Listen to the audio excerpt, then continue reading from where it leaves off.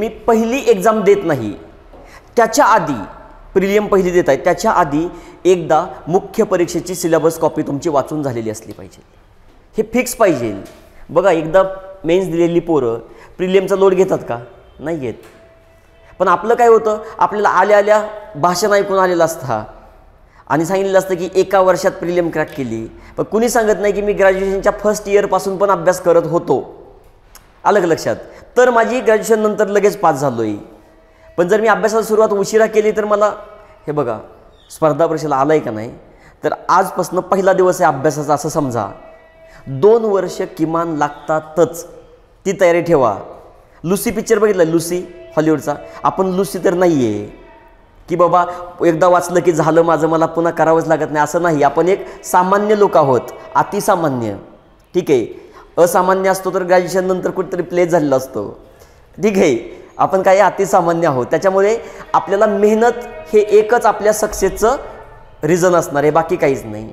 ठीक आहे, आता आपला विषय आहे भारतीय राज्यघटना, किंवा आपण त्याला राज्यव्यवस्था असंही म्हणतो. अर्थात राज्यव्यवस्था शब्दाचा अर्थ वेगळा आहे, राज्यघटना शब्दाचा अर्थ वेगळा आहे, राज्यशास्त्र या शब्दाचा अर्थ वेगळा आहे. जरी कंबाईनच्या प्रिलियमच्या सिलेबसमध्ये राज्यशास्त्र असं नाव दिलेलं असलं तरी खऱ्या अर्थाने राज्यशास्त्र विषय नाहीच आहे एक्झामसाठी. आलं लक्षात? राज्यव्यवस्थाच आहे. बघा, राज्यघटना हा वेगळा पार्ट आहे, राज्यव्यवस्था हा वेगळा पार्ट आहे. राज्यव्यवस्थेमध्ये आपल्याला काय बघायचं माहिती आहे? ऑलरेडी सगळ्या गोष्टी इस्टॅब्लिश झालेल्या आहेत. त्या काम कशा करतायत, त्यांचे अधिकार काय आहेत, त्यांचे कार्य काय आहेत, फक्त याच गोष्टी आपल्याला बघायच्या आहेत. तुम्ही राज्यशास्त्र म्हणाल का नाही, त्यावेळेस येतं की लोकशाहीचा उगम कसा झाला, लोकशाहीचं वर्णन कोणी काय केलं. आपल्या सिलेबसमध्ये हे कुठे आहे? काहीच नाही आहे. आपल्या सिलेबसमध्ये आहे राज्यव्यवस्था, म्हणून आपण त्याला पॉलिटी असं म्हणतो. आणि ते पण आहे इंडियन पॉलिटी. पूर्ण जगाचा आहे का? आपल्याला नाही आहे. क्लिअर? आता अभ्यास करताना तुमच्या प्रत्येकाकडे सगळ्यात पहिलं काय असलं पाहिजे, ती म्हणजे सिलेबस कॉपी. Syllabus copy. आणि दुसरी गोष्ट असली पाहिजे ते म्हणजे की आयोगाचे पूर्व झालेले पेपर. हे बघा, बऱ्याच वेळा आपण एखाद्या लग्नाला गेलो, ठीक आहे, तिथं लय भारी जेवण दिसलं तर डोक्यात हेच ठेवायचं तिथेच बसून खायचं आहे, बांधून लय न्यायचं ह्या भानगडीत पडायचं नाही. क्लासमध्ये बसलाय का नाही, एकाच गोष्टीवर फोकस करायचा. सर काय सांगतायत, सर कसा प्रश्न येतो हे सांगतायत, या गोष्टी तुम्हाला काय झाल्या पाहिजेत, इथे समजून घ्यायच्या आहेत. बघा, एक लक्षात ठेवा, मी क्लास नाही लावल्यावर पास होत नाही का? होतो. मग क्लासचा रोल काय आहे? जी गोष्ट मला 10 वेळा वाचल्यावर समजली, पक्की समजली, काही अडचण नाही, तीच एकदा वाचल्यावर कळायला लागली, हा क्लासचा रोल आहे. क्लास तुम्हाला पास करतोय का? नाही. क्लास तुम्हाला एक कॉन्फिडन्स देतोय, काय, जे तुला 10 वेळा वाचून पण कळत नव्हतं ते एकदा वाचल्यावरती आता कळायला लागलंय. डन. म्हणून इथे लेक्चरमध्ये ना पूर्णपणे ना लिहिण्यावर ना नोट्सवर कशावर भर द्यायचा नाही. येतं लक्षात? विचार करा, मी गमतीने पोरांना सांगत असतो, आपल्या प्रिय व्यक्तीने व्हॉट्सअपला मेसेज केला आहे, मी तुझ्याशिवाय राहू शकत नाही, स्क्रीनशॉट मारतो त्याचा लगेच. आपण उद्या तिकडून लगेच डिलीट फॉर ऑल केलं, काय करायचं? ते मेसेजसुद्धा 10 वर्षांनी बघत नाही आपण, बघतो का? विचार करा, इतकी प्रिय असणारी गोष्ट बघत नाही तर कुठल्या नोट्स गोळा केल्या आणि कुठलं लिहून घेतलं आणि ते कुठे बघणार आहे आपण? म्हणून जास्तीत जास्त गोष्टी डोक्यात ठेवायचा प्रयत्न करा. शेवटी कागदावर काय, मला सांगा, मार्केटमध्ये 1000 ठिकाणी पुस्तकं आहेत, 1000 प्रकारच्या नोट्स आहेत. येतं लक्षात? मुळात नोट्स काय असतं माहिती आहे का? आता मी नोट्स देणार पोरांना, त्यावेळेस काय असतं नोट्समध्ये?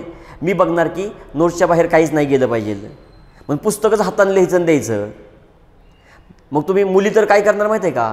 भारताला एक संसद आहे, लाल पेननी त्याला बॉर्डर, हिरव्या पेननी बॉर्डर. पण मला खरं सांगा, 4 महिन्यांनी भारताला एक संसद आहे, एक राष्ट्रपती आहे, पंतप्रधान आहे, हे वाचायची गरज आहे का रे? मग काय गरज आहे नोट्सला? आहे का लक्षात? म्हणून पहिल्या 2 वाचनापर्यंत एकही लाईन नोट्समध्ये काढायची नाही. आणि नोट्स काढणे हा उद्देश नसावा, नोट्स निघल्या पाहिजेत. डिफरन्स कळतोय? नोट्स काढायच्या नाहीत, नोट्स निघल्या पाहिजेत. कसं ते की अरे भारताला एक राष्ट्रपती का 2 राष्ट्रपती आहेत हे माझं सारखं कन्फ्युजन होतं. हे तर मी ते नोट्समध्ये लिहिणार की एकच आहेत. उदाहरण सांगतो मी तुम्हाला. आलं लक्षात. नोट्समध्ये काय असतं तर ते कधीच तुम्ही दुसऱ्याच्या नोट्स वाचून ना म्हणजे ते होत नाही जे एक्झामसाठी पाहिजे. उगाच कोणीतरी म्हणत असतं ह्याच्या नोट्स लय भारी आहेत, काय 15 पानात दिलेत म्हणून लय भारी. काहीच नाही. ते कोणाला कळणार आहे ज्यांनी काढलेले त्याला. त्याच्यामुळे ना मेन हेतू काय ठेवा माहिती आहे का, सब्जेक्ट मला क्लिअर करून घ्यायचा आहे. चला तुमच्यापैकी कोण सांगेल राज्यघटना म्हणजे काय. एखाद्या देशाची आपण म्हणतो की ही त्या देशाची घटना आहे म्हणजे नेमकं काय. प्रयत्न करा सांगायचा.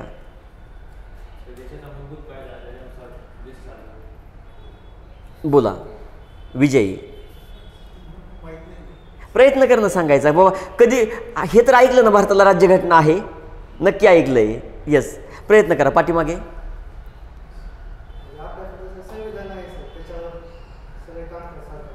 बर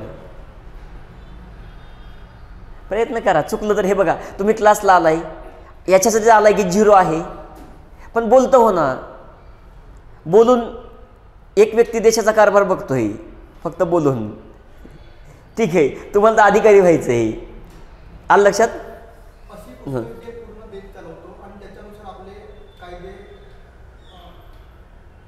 बरोबर एकदम भारी प्रयास केलाय तो बोलायचा. हां बरोबर ठीक आहे. चला असू दे काही अडचण नाही. बरोबर सांगितलं दोघांनी पण बरोबर सांगितलंय की असा एक दस्तावेज आहे डेटा आहे की ज्याच्यानुसार देशाचा बेसिक कायदा लिहिला गेला आहे. म्हणजे एकदम साध्या भाषेत सांगायचं झालं ना ती एक लक्ष्मण रेषा आहे. ती ओलांडायची नाही आहे. बघा शासन कुणी बनवलंय रे.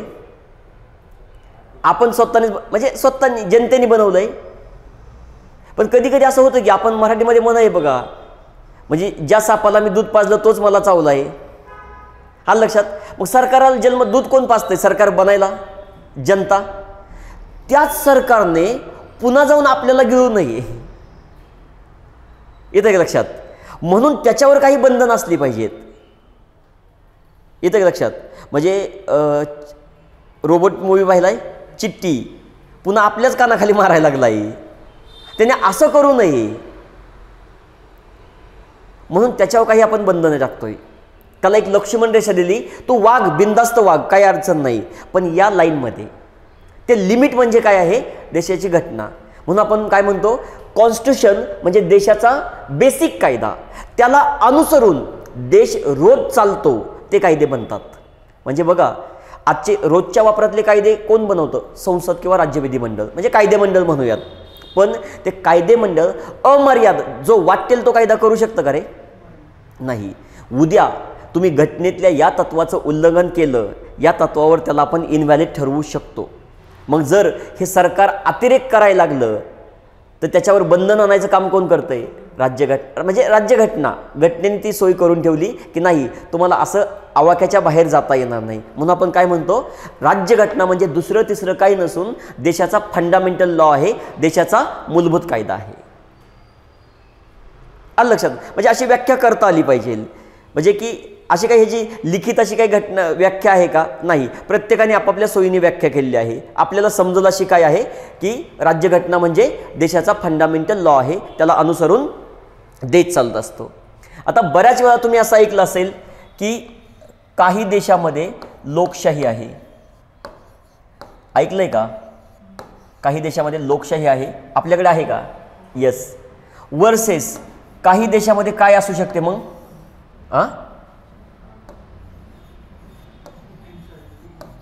राईट हुकुमशाही. पण नॉर्मली जगातले काही आता बोटावरती मोजणे इतके देश सोडले तर सगळीकडेच लोकशाही आहे. मग मी तुम्हाला विचारतो अमेरिकेत लोकशाही आहे का. नक्की. ब्रिटनमध्ये लोकशाही आहे का. भारतामध्ये लोकशाही आहे का. होय. पण तिन्ही ठिकाणची लोकशाही सारखीच आहे का रे. नाही आहे. आलं लक्षात. म्हणजे हुकुमशाही बघितली तर उत्तर कोरिया. आपल्याला तेवढं सगळ्यात जास्त फेमस माहीत आहे. आलं लक्षात की उत्तर कोरिया आहे जिथे काय आहे हुकुमशाही आहे. म्हणजे तुम्हाला विचारलं की एखाद्या देशात लोकशाही आहे तर दुसऱ्या देशात काय असू शकतं, तर हुकुमशाही सांगायचं. आलं लक्षात? लोकशाहीची व्याख्या मग काय आपण काय केलेली आहे? लोकशाही लोकांनी लोकांसाठी चालवलेलं राज्य. आलं लक्षात? बट जगात आपण जर 3 वेगवेगळे पॅरामीटर वापरले, जगामध्ये आपण 3 वेगवेगळे पॅरामीटर वापरले, तर भारत, ब्रिटन आणि अमेरिका हे 3 वेगवेगळ्या कॅटेगरीमध्ये जातात. लोकशाहीच 3 ठिकाणी लोकशाही आहे का, तर यस. म्हणजे बऱ्याच वेळा आपण म्हणतो बघा, लग्न जमवायचा कार्यक्रम असेल, मुलगा चांगला आहे, सगळं चांगलं आहे, स्वभाव चांगला आहे, पगारच जरा कमी आहे, म्हणजे पगार पॅरामीटर लावला तर तो पोरगा काय झाला, फेल. ठीक आहे. जर दिसणं पॅरामीटर लावला तर पास. म्हणजे पॅरामीटर काय लावतं त्याच्यावर ठरणार की ते काय आहे. तसं लोकशाही जगामध्ये आहे, मॅक्स लोकांमध्ये लोकशाहीच आहे, पण त्या लोकशाहीला आपण 3 पॅरामीटर लावून चेक करणार की कोणत्या प्रकारची लोकशाही आहे. मग मी असं म्हणू शकतो 3 पॅरामीटरवरून लोकशाहीचे 6 प्रकार पडतात. 6 प्रकार. मग तुमच्या लक्षात येईल की अरे आजपर्यंत मी हा फक्त शब्दच ऐकला होता. आता जसं की मी तुमच्यापैकी कोणाला विचारलं काय रे गणराज्य म्हणजे काय, ऐकलंय, प्रजासत्ताक दिन साजरा केलाय, तर गणराज्य म्हणजे काय?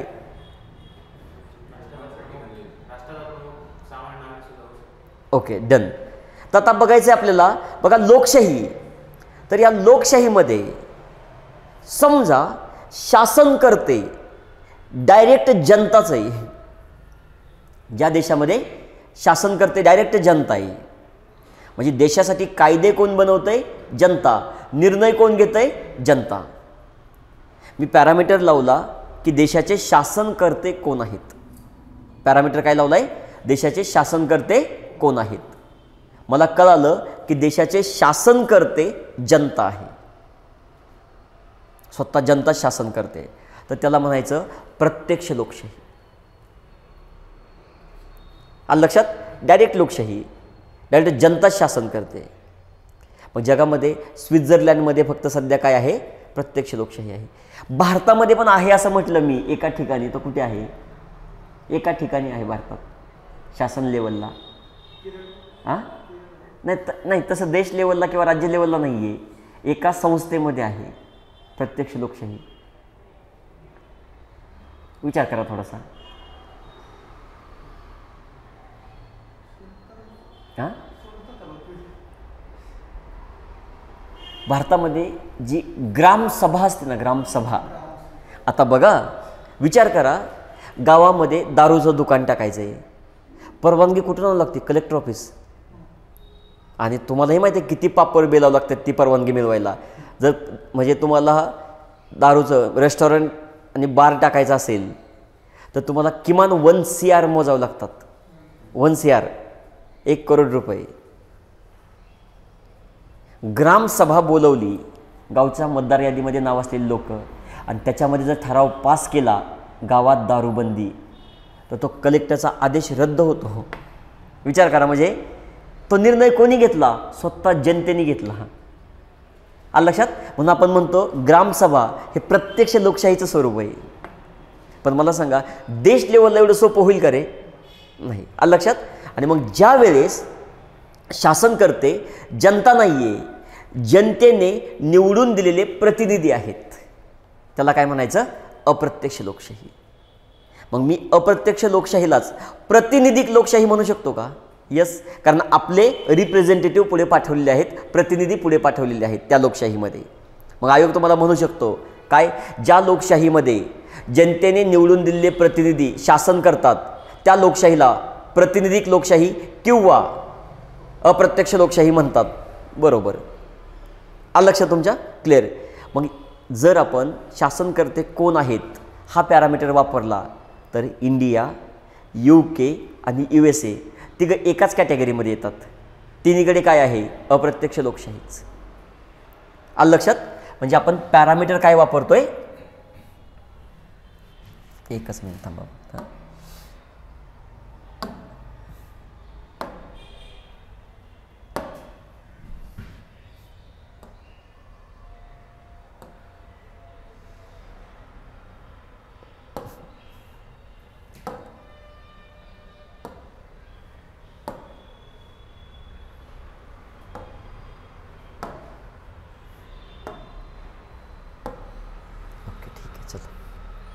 Okay done.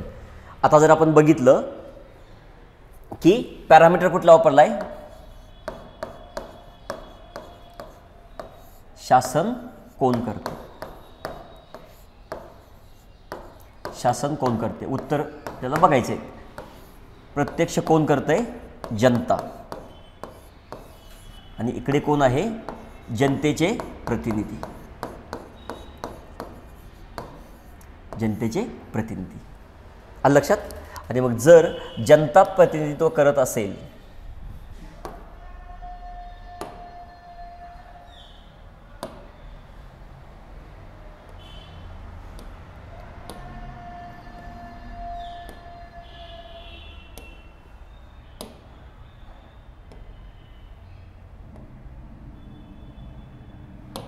ठीक आहे. चला थोडीशी सेटिंग एकदा क्लिअर करून घेतो. Okay done. क्लिअर. आता जर आपण बघितलं जनता शासन करत असेल तर याला आपण काय म्हणणार, प्रत्यक्ष लोकशाही, प्रत्यक्ष लोकशाही. आणि प्रतिनिधी करत असतील तर अप्रत्यक्ष लोकशाही. आज थोडंसं आपण स्लोच जाणार आहे बरं का, कारण ह्या विषयाच्या बेसिक संकल्पना एकदा जर डोक्यात फिट झाल्या ना पुन्हा पाठ करत बसायची गरज नाही पडणार तुम्हाला अजिबातच. आणि मी जास्तीत जास्त हाच प्रयत्न करेल की पॉलिटी तुमच्या डोक्यात आहे, नोट्समध्ये नको, डोक्यात पाहिजे. असं पटकन सांगितलं की उत्तर देता आली पाहिजेत, म्हणजे संकल्पना क्लिअर करायच्या. आलं लक्षात. आणि जो घरी होमवर्क देतोय तो मला डेली कंप्लीट पाहिजे. मी इथे वेळ वाया घालवणार नाही. काय भारताचे आजपर्यंतचे झालेले राष्ट्रपती इथे काही लिहित बसायचे त्याला, मी तुम्हाला होमवर्कमध्ये देईल, मला दुसऱ्या दिवशी ते कंप्लीट असलं पाहिजे. क्लिअर. क्लिअर. चला बरं, शासन कोण करते याच्यावरून लोकशाहीचे जे दोन प्रकार पडतात हे लक्षात आलंय. जर प्रत्यक्ष जनता करत असेल तर प्रत्यक्ष लोकशाही, आणि प्रतिनिधी करत असतील तर अप्रत्यक्ष लोकशाही. क्लिअर. आता बघायचं आहे आपल्याला देशाचा प्रमुख काय आहे, देशाचा प्रमुख व शासनाचा प्रमुख, व शासनाचा प्रमुख एकच आहे की वेगवेगळा.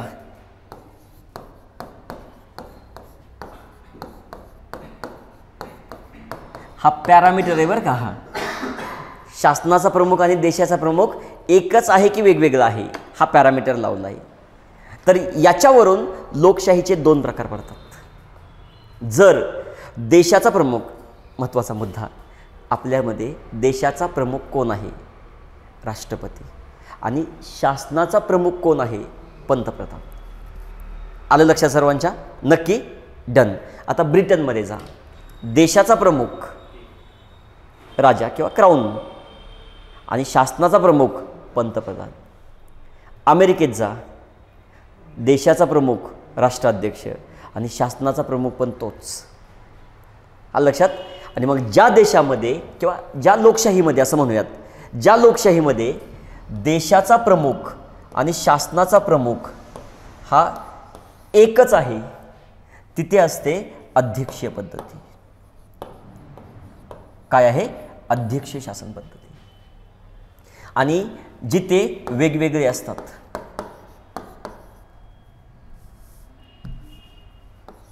जिथे वेगवेगळे असतात तिथे काय असते, संसदीय शासन पद्धती. संसदीय. आलं लक्षात. तिथे काय असते, संसदीय शासन पद्धती. चला क्लिअर झालंय सर्वांना. क्लिअर. आता तुम्ही इकडे जा, याच्यामध्ये UK, USA आणि इंडिया सगळे काय आहेत, एकाच कॅटेगरीमध्ये आहेत. आलं लक्षात. सगळे काय आहेत, एकाच कॅटेगरीमध्ये आहेत. डन. पण जर तुम्ही बघितलं की देशाचा प्रमुख आणि शासनाचा प्रमुख एकच आहे की वेगवेगळं आहे, इथे जर तुम्ही बघितलं नाही, UK आणि इंडिया हे काय आहेत, एकाच बाजूला आहेत. आणि आता USA मात्र काय झालं, या पद्धतीमध्ये केलं. मग मी जर असं म्हटलं आपल्या देशाच्या कायदेमंडळाचं नाव संसद आहे, म्हणून आपल्याकडे संसदीय शासन पद्धती आहे. चुकी बरोबर? चूक. ते कशावरून आहे? त्या नावावरून नाही आहे, ह्या वैशिष्ट्यावरून आहे. मग मी तुम्हाला एक प्रश्न विचारतो, विचार करून उत्तर द्यायचं बरं का, घाईत उत्तर मला नको आहे. Speed is irrelevant if you are going to wrong direction. काही कामाचं आहे का? नाही आहे. म्हणजे सकाळी सकाळी तुम्हाला जायचं आहे मुंबईला आणि पटकन सोलापूर रोडने आवरून निघाला, 4 वाजता तर हडपसर क्रॉस केलं ट्रॅफिक असतंय म्हणून, तर उपयोग आहे का? नाही. बिगवनपाशी गेल्यावर तुला ते कळणार की बाबा नाही इकडे जायचं होतं. काय उपयोग आहे का? नाही. म्हणून विचार करून उत्तर द्या. घटक राज्य लेवलला अध्यक्षीय पद्धती असेल का संसदीय असेल? बघ सगळ्यांनी विचार करा. आहे कसं सांगा मला मग?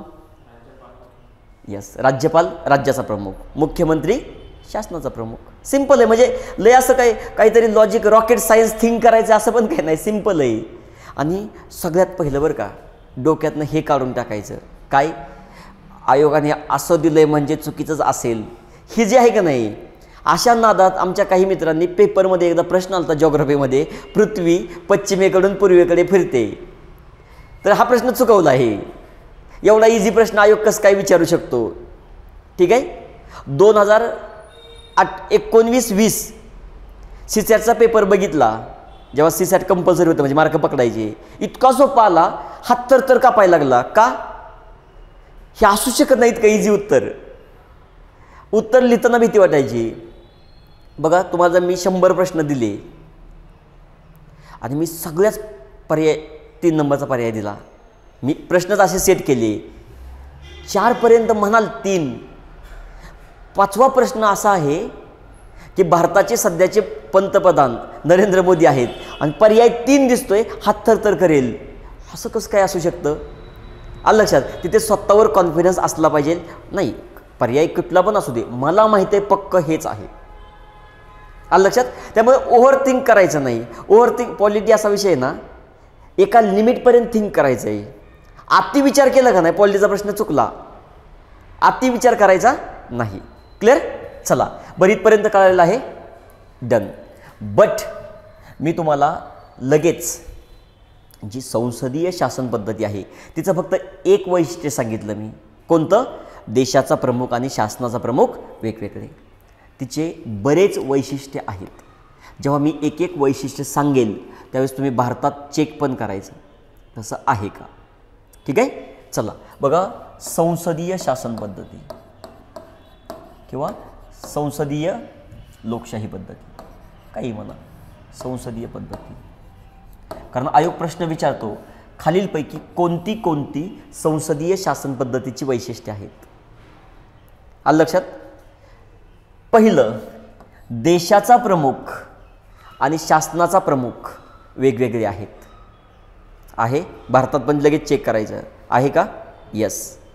दुसरं, देशाचा प्रमुख हा नामधारी कार्यकारी प्रमुख, शासनाचा प्रमुख हा वास्तव कार्यकारी प्रमुख. चेक करा आहे का? आहे. चला, तिसरं, मंत्रिमंडळ किंवा कार्यकारी मंडळ कायदे मंडळाचा सदस्य असणं आवश्यक. म्हणजे मंत्री कायदे मंडळाचा सदस्य असणे आवश्यक आहे का? यस आहे. नाही, तो अपवाद आहे. आलं लक्षात? नियम आधी शिकायचा. तुम्हाला काय माहीत असतं? अपवाद. ठीक आहे. मी जर म्हणलं धातू स्थायी रूप असतात की द्रवरूप, तर स्थायूच सांगायचं आहे. मग पुन्हा धातूमध्ये पारा असं म्हणायचं आहे. मग नाही सर असतो पारा असतोच लिक्विड असं भांडायचं नाही, कारण तो काय आहे? अपवाद. आणि एक डोक्यात लक्षात ठेवा, नियमाला अपवाद असतात पण अपवाद कधीच नियम बनू शकत नाही. आलं लक्षात? त्याच्यामुळे जर तुम्हाला विचारलं असं आहे का सांगा बरं की एक व्यक्ती मंत्री झाली आहे आणि ती 5 वर्ष सभागृहाचा सदस्य नाही, चालतं का? चालतंय का सर? नाही चालत. आलं लक्षात? त्याला सभागृहाचा सदस्य व्हावंच लागतं. म्हणून संसदीय शासन पद्धतीचं तिसरं वैशिष्ट्य आहे, कार्यकारी मंडळचा जो सदस्य आहे म्हणजे मंत्री हा कायदे मंडळाचा सदस्य असणं बंधनकारक. आलं लक्षात? क्लिअर? चला, चौथं काय आहे माहिती आहे? जे कार्यकारी मंडळ आहे म्हणजे मंत्रिमंडळ हे कायदे मंडळाला जबाबदार असतं. याचा अर्थ काय? कायदे मंडळाचे सदस्य मंत्र्यांना जाब विचारू शकतात, प्रश्न विचारू शकतात.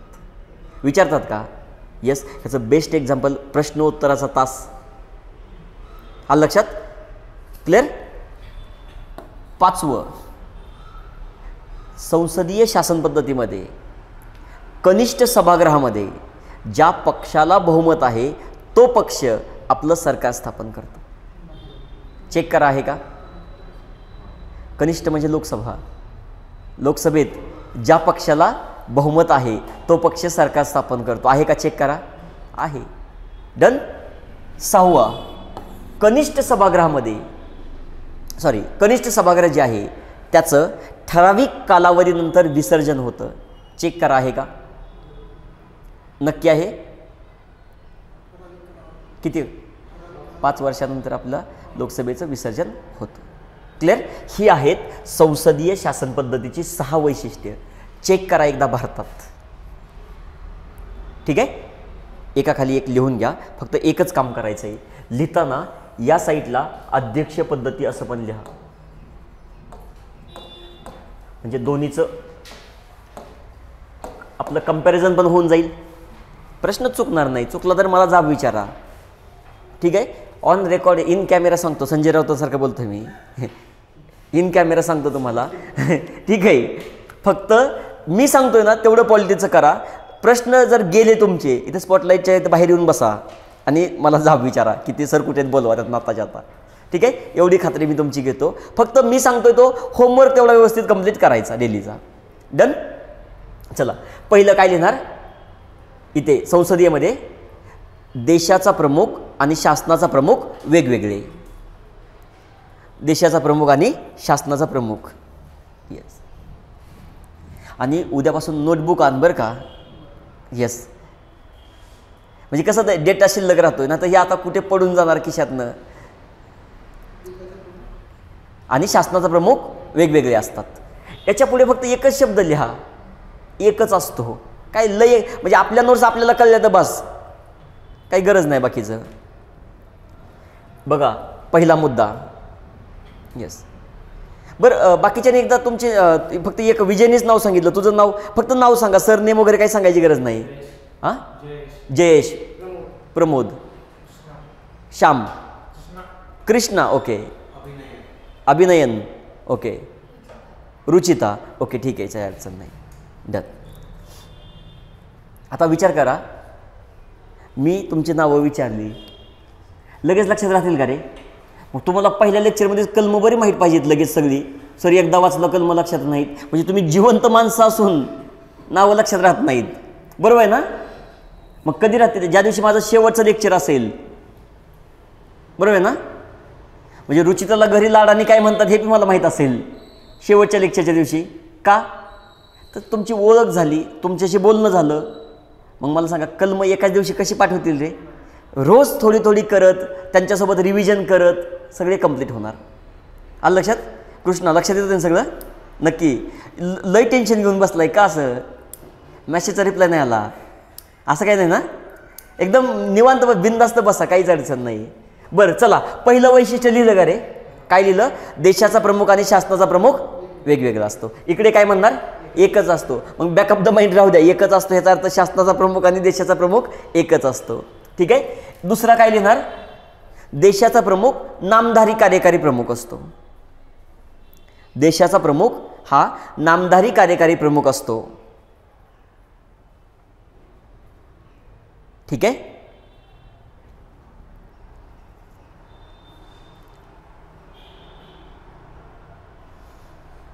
तर शासनाचा प्रमुख वास्तव कार्यकारी प्रमुख असतो. तर काय असो? वास्तव कार्यकारी प्रमुख असतो.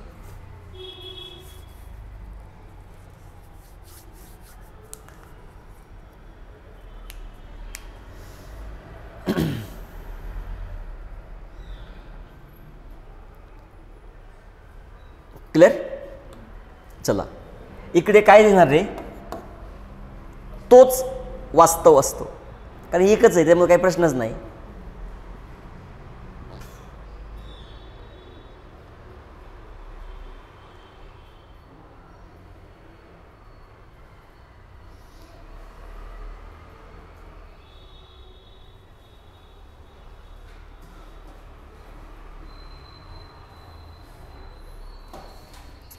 क्लिअर.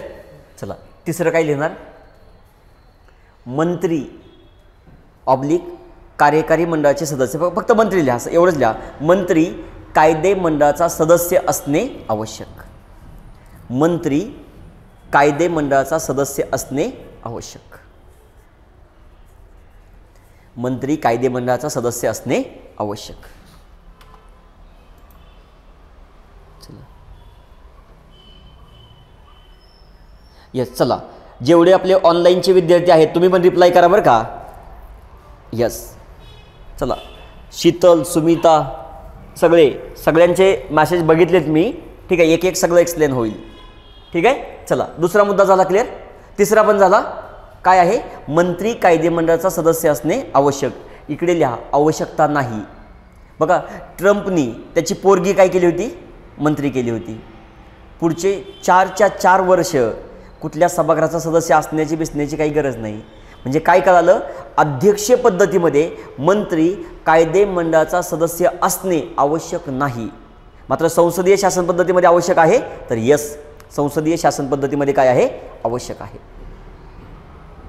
क्लॅरिटी. चला डन. बरं तिसरा झाला. होता चौथा मुद्दा. काय सांगितलं होतं, कनिष्ठ सभागृह, हां, मंत्री कायदे मंडळाला जबाबदार असतात. लिहा चौथा मुद्दा, मंत्री कायदे मंडळाला जबाबदार असतात. मंत्रीच्या ऐवजी कधी कधी आयोग कार्यकारी मंडळ पण शब्द वापरेल, तेवढा समजून घ्यायचा आपण, काय अडचण नाही. मंत्री कायदे मंडळाला जबाबदार असतात. मंत्री कायदे मंडळाला जबाबदार असतात. डन.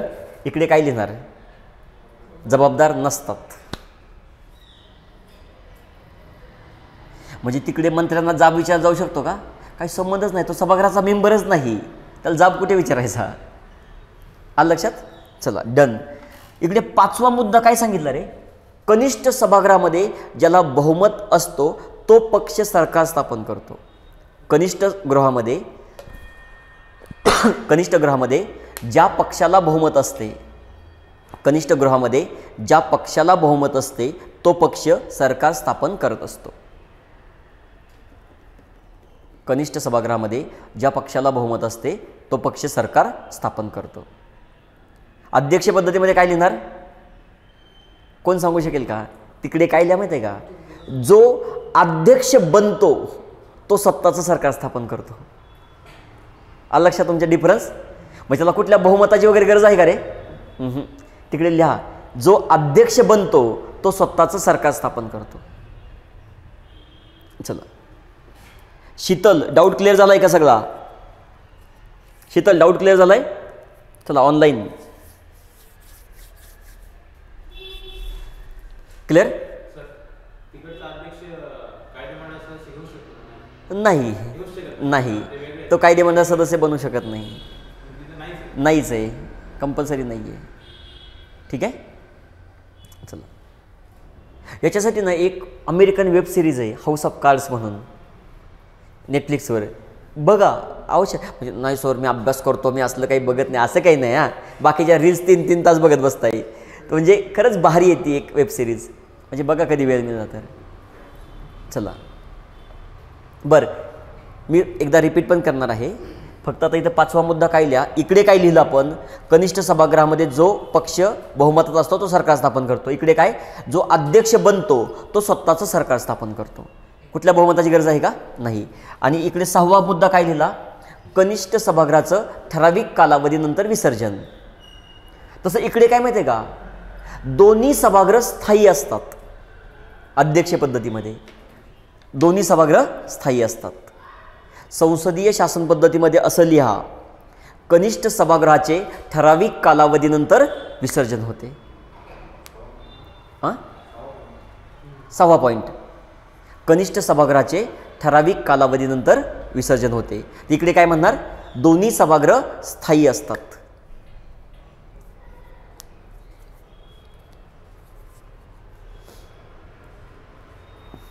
क्लिअर. आता दोन्हीचं उदाहरण लिहा. इकडचं उदाहरण काय लिहिणार आहे, इंडिया आणि UK. भारतच लिहायचं आहे का तुला, असं काही नाही ना. नाही नक्की ना. ठीक आहे. बाबा आजकाल प्रत्येक वाक्य विचार करून बोलावं लागतं. ठीक आहे. इंडिया किंवा भारत काय लिहायचं ते लिहा. ठीक आहे. आणि दुसरं UK पण लिहा. UK पण काय संसदीय शासन पद्धती. इकडे काय म्हणणार USA अमेरिका. आता मला एक सांगा, संसदीय शासन पद्धती मी तुम्हाला शिकवली, त्याच्यात महत्त्वाची व्यक्ती कोण वाटली रे? पॉवरफुल पंतप्रधान. याच कारणास्तव संसदीय शासन व्यवस्था पंतप्रधान शासन व्यवस्था या नावाने पण ओळखली जाते. आलं लक्षात?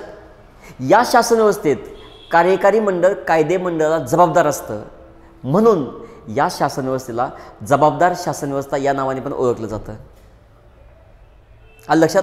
समजा तुमच्यापैकी एखादा कुठला समजा सोलापूरचा असेल, ठीक आहे, तर तुला मी काय म्हणणार, काय सोलापूरकर काय चाललं आहे? तुम्ही कोल्हापूरचा असाल तर म्हणणार काय कोल्हापूरकर काय चाललं आहे? तसं जगामध्ये पार्लमेंट जे बनलं पहिलं ते म्हणजे ब्रिटनचं, आणि ते कुठे बनलं? लंडन शहरामध्ये. लंडन शहरामध्ये जसं असं हा कसा आपला कुठला एरिया आपला हा सदाशिवपेठ, हां, तसं लंडन शहरामध्ये वेस्टमिन्स्टर नावाचा एक एरिया आहे. त्या एरियामध्ये काय वसलेलं आहे? त्यांचं पार्लमेंट.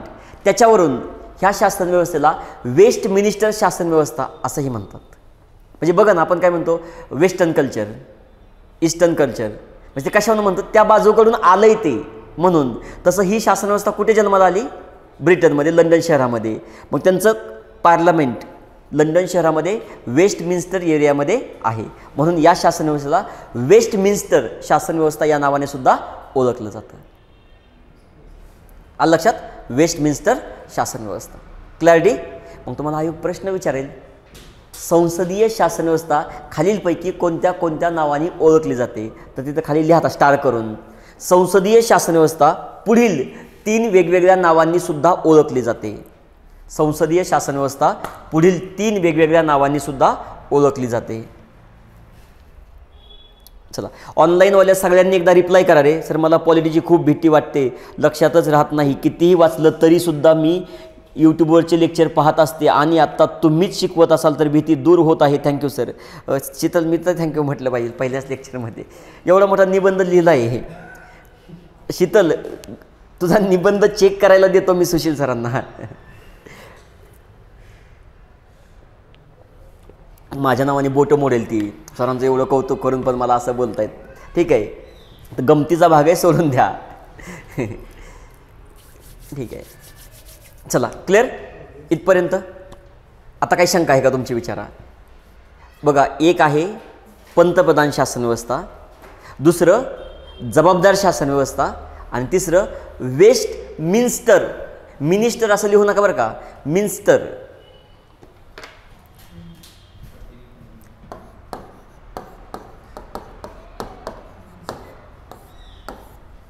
मिन्स्टर. ठीक आहे. हां, विसर्जन होत नाही एकदम. म्हणजे आपल्या राज्यसभेचं विसर्जन होतं का?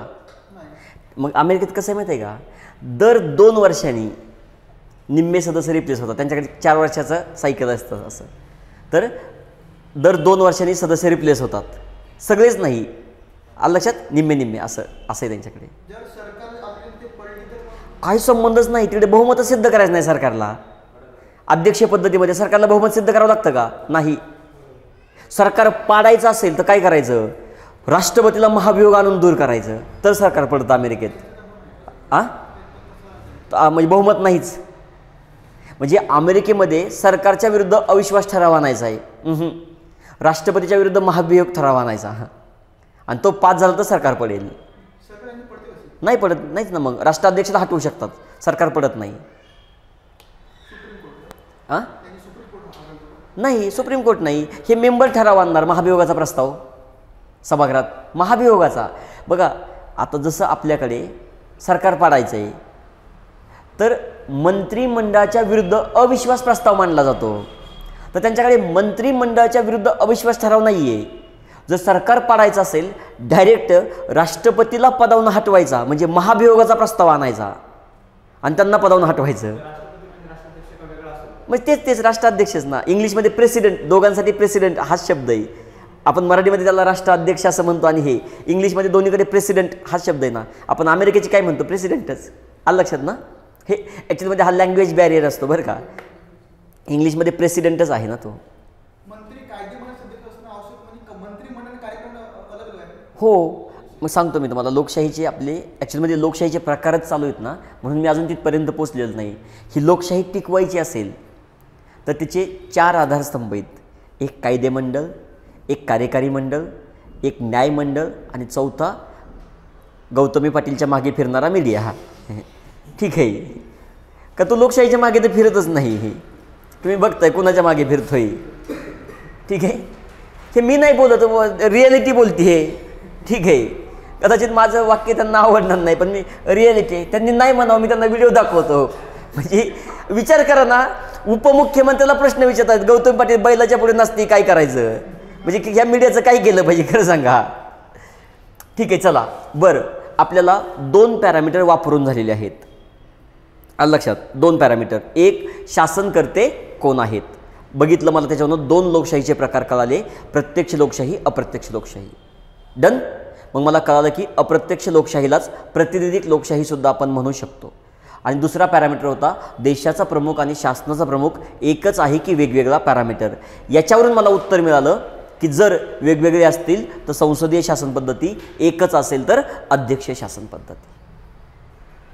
आलं लक्षात तुमच्या? नक्की क्लिअर? डन.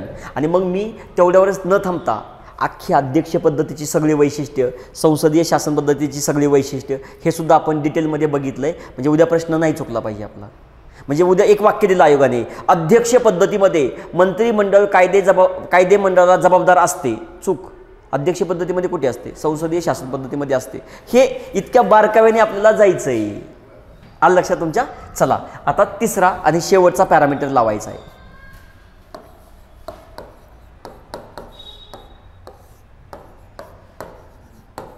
प्रमुख.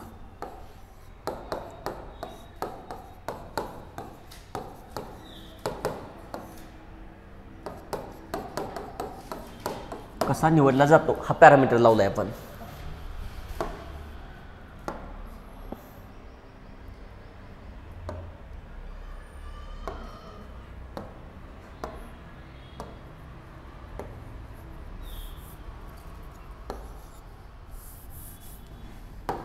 प्रॉब्लेम झालाय. ठीक आहे, चला असू द्या.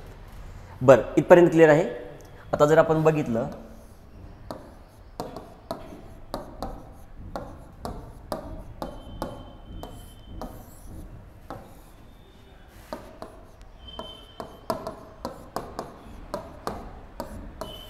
जर देशाचा प्रमुख हा वंश परंपरेने अब राजा का बेटा राजा नहीं बनेगा, अब राजा का बेटा राजा ही बनेगा असा असेल तर मग काय म्हणायचं त्याला?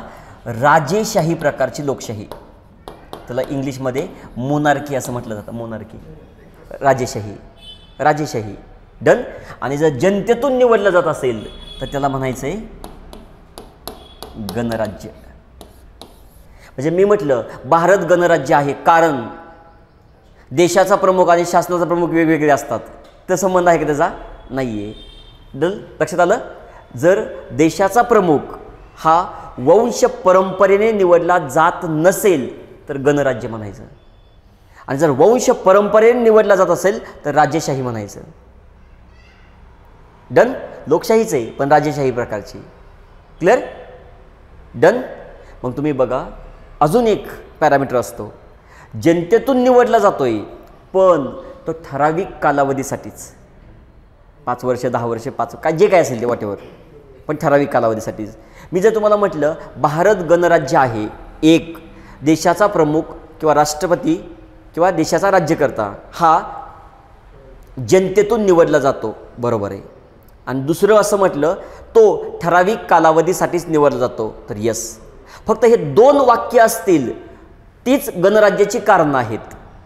जर असं दिलं भारत गणराज्य आहे कारण भारतामध्ये लोकशाही आहे, काही संबंध नाही. कारण ब्रिटनमध्ये पण लोकशाही, कुठे गणराज्य आहे? आलं लक्षात तुमच्या? डन.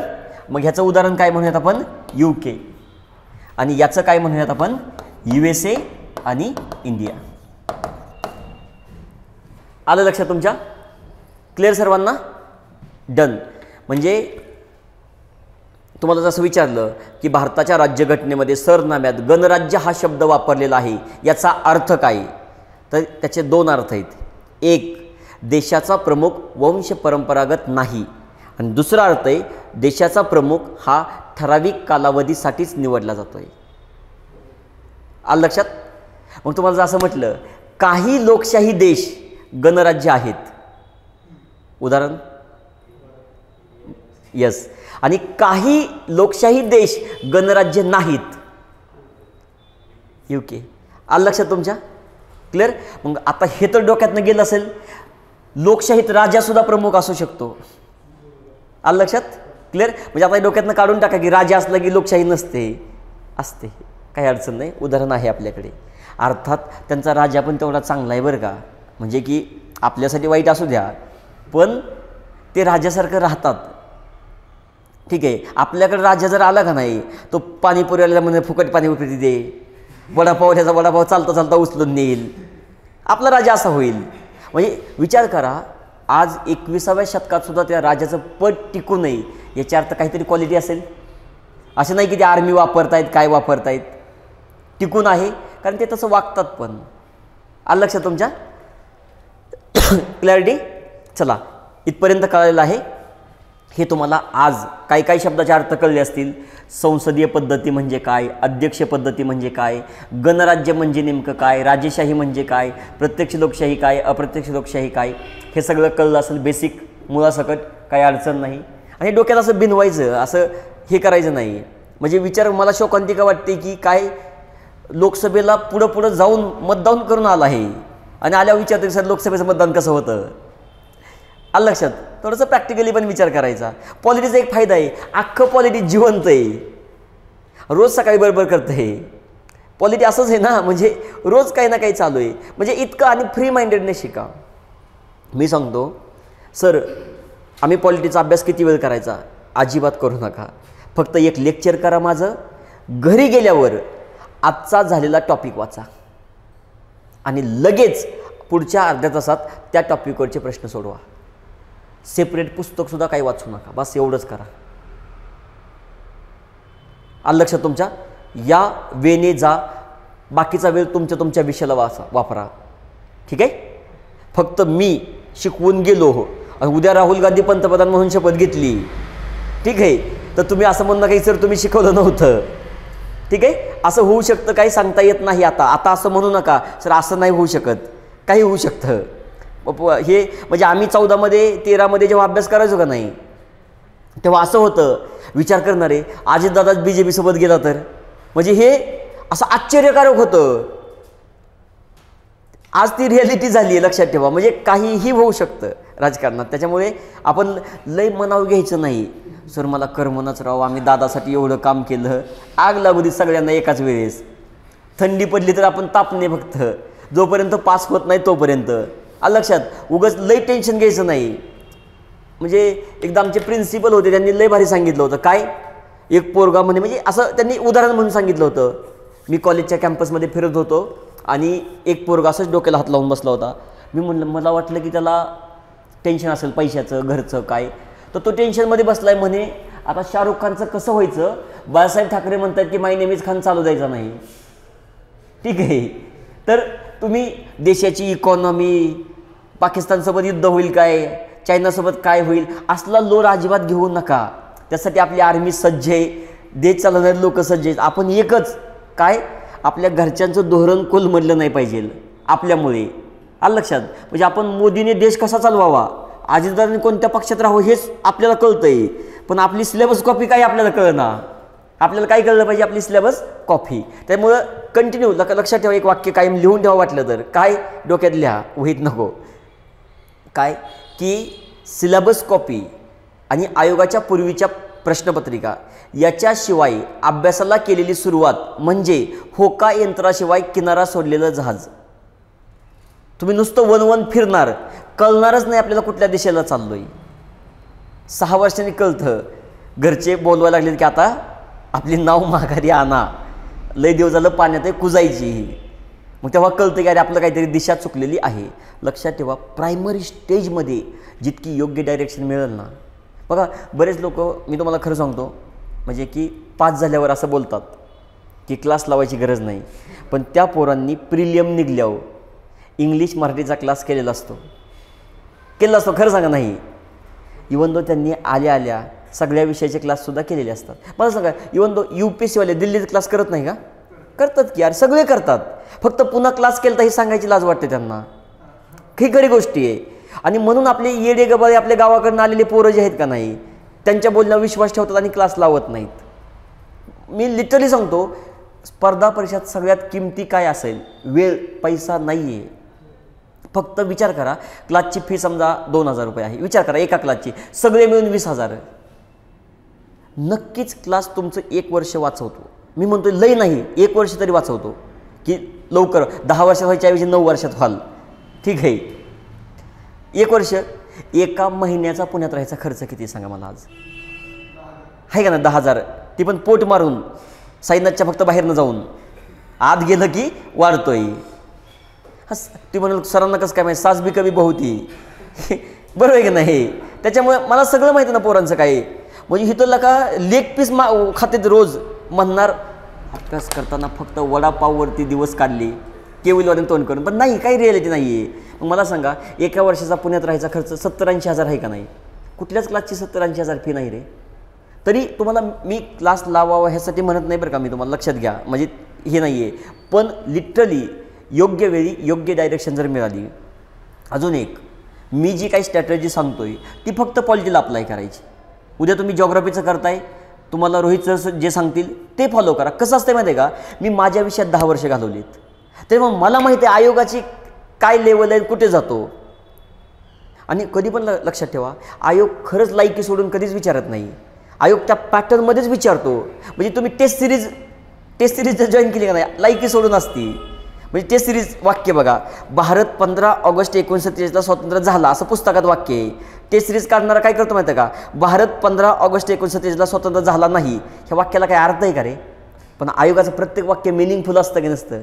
भले चुकीचं असू द्या तरी त्याला मिनिंग असतं. म्हणून जोपर्यंत 100% आयोगाचे प्रश्न हाताखालून जात नाहीत, तोपर्यंत लोकल प्रश्न सोडवायचे नाहीत. लोकल प्रश्न आपली झालेली संकल्पना बिघडवतात. आणि समजा मला कळलंय माझं वाक्य चुकलंय तरी मी रेटणार नाही, हेच बरोबर आहे. पण त्याचा काही उपयोग आहे का रे? नाही. मला माइंडसेट कुणासारखा करायचा आहे? आयोगासारखा, नाही की सुभाष सरांसारखा. कुणासारखा करायचा आहे? आयोगासारखा. म्हणून आपण फक्त एकच, तुम्ही, मी, सिलेबस कॉपी आणि आयोग कसा? प्रश्नपत्रिकाच्या माध्यमातून आपल्यासमोर बस. आणि प्रत्येक विषयाला ते फॉलो करा, प्रत्येक विषयाला. आणि राजांनो, 24/7 नियोजन अभ्यासाचं असलं पाहिजे. त्याच्यातून बाकीच्या गोष्टीचं टाईमटेबल बनवायचं. आपण टाईमटेबल अभ्यासाचं बनवतो नाही. तो पुण्यात कुठल्या पर्पजसाठी आला आहे? फक्त अभ्यास. जेवणासाठी पुण्यात आला आहे का? क्लास करायसाठी पुण्यात आला आहे का? नाही. राहिलाच नाही, अभ्यासासाठी आला आहे. मेन हेतू काय आहे? ध्येय काय तुमचं? पोस्ट मिळवणं. बाकीची सगळी साधनं आहेत, लक्षात ठेवा. पुण्यात झोपाय आला आहे का? नाही. पुण्यात फिरायला आला आहे का? नाही. पण हे सगळं करायचंच नाही असं नाही. माझं 24 तासाचं नियोजन हे अभ्यासाचं. त्याच्यातून 2 तास जेवायला, 2 तास क्लासला. म्हणजे मी टाईमटेबल कशाचं बनवलं आहे? बाकीच्या गोष्टींचं. तेव्हा लक्षात येईल मी बाकीच्या अभ्यास सोडून मी गोष्टी किती करतो. आलं का लक्षात? म्हणजे मी अभ्यास सोडून काय काय करतो ही बाब तुमच्या लक्षात येईल. म्हणून 24/7 हे नियोजन कसलं असलं पाहिजे? अभ्यासाचं. नाही तर माझ्या लक्षात काय येतं, मी नियोजन फक्त अभ्यासाचं करतोय, त्यातनं मला एकच दिसतं मी अभ्यास करतोय, बाकीचं काय काय करतोय हे दिसतच नाही. म्हणजे टाईम टेबलमध्ये पाहिजे, या शनिवारी सकाळी 11 वाजता फिरायला जाणार आहे, असू दे, ते 8 तास तुमच्या प्लॅनमध्ये असू देत, पण प्रत्येक गोष्ट प्लॅन्ड असली पाहिजे. तरच तुम्ही स्पर्धा परीक्षा क्षेत्रामध्ये टिकता. आणि मित्र कमी बनवा. मित्र वनव्यामध्ये गारव्यासारखा, तो गारवाच नको आपल्याला. ठीक आहे, अलग लक्षात. काय करायचं नाही आहे, ते रील बनवायसाठी चांगलं आहे, पण रिअलसाठी चांगलं आहे का? नाही. लेका मी आलो चहासाठी, तुझ्यासाठी अर्धा तास थांबलो, आयोग म्हणणार आहे का रे हा लय दिरदार माणूस आहे, चहासाठी थांबतो. काही घेणदेण आहे का आयोगाला? काही घेणदेण नाही आहे. बाकीचा 10 तास अभ्यास करतोय तर तू पण करतोय की नाही बस. आणि ते पण मला पुस्तकातनं म्हणजे प्रश्नामधनं सिद्ध करून दाखव. बाकीच्या गोष्टीला काही व्हॅल्यू आहे का? काहीच नाही. येतं लक्षात. तोच मित्र ज्याच्यासाठी तुम्ही अर्धा तास थांबला होता तोच तिसऱ्यापाशी काय म्हणतो माहिती आहे, कसल्या लायब्ररीत बसतंय, चहाला एक एक तास खाली येतं, हे येतं लक्षात. तर मित्र कमी ठेवा, लायब्ररीमध्ये अजिबात ओळखी, आणि बिगर कामाचं पॉलिटिक्स शिकून गेलं की दुसऱ्याला शिकवायच्या भानगडीत पडायचं नाही. नंतर तुम्हाला वाटणार की मला आता लय भारी जमतंय, मग एखादी पोरगी दिसली की म्हणणार थांब मी ताई तुला शिकवतो, ताई ठीक आहे असं तर म्हणणार नाही, बरोबर आहे का नाही. कित्येक वेळा पोरांचं वाटवं होतं ना, मी कुठे बघितलं माहिती आहे, प्रिलियम निघाली, गण्या असतो गण्या, आधी ह्याला इजा म्हणणार सगळे, इजा पास झाला आहे प्रिलियम, विजय सर तुम्ही नोट्स कशा काढल्या, विजय सर कुठलं काय, कृष्णाला बी विसरले, सगळ्यालाच विसरले, आता फक्त त्या मुलीला गायडन्स करत बसतायत. काही उपयोगाचं आहे का रे, काही नाही. आपल्या आईबापाशी प्रामाणिक राहावा, आईबापाशी फक्त बस, अजिबात. आणि छोट्याशा यशाने कधी असं एकदम हुरळून जायचं नाही. प्रिलियम टार्गेट आहे का आपलं, नाही, टार्गेट काय आहे, पोस्टच टार्गेट आहे, मुख्य परीक्षा पण नाही. त्याच्यामुळे बाबांनो पोस्ट निघून गेलेत, आरक्षण चेंज झालं, हे झालं ते झालं, म्हणजे मिळल्या पोस्ट पण गेलेत काही लोकांच्या. त्याच्यामुळे जोपर्यंत लिस्ट पहिला पेमेंट निघत नाही का नाही तोपर्यंत अजिबात उराळेपणाच करायचा नाही. एकच प्रामाणिक अभ्यास आहे की अभ्यास, आणि हे तत्त्व पाळा. जर तुम्ही नाही ना 2 वर्षात पोस्ट घेऊन गेला, तुम्ही मला जाब विचारा.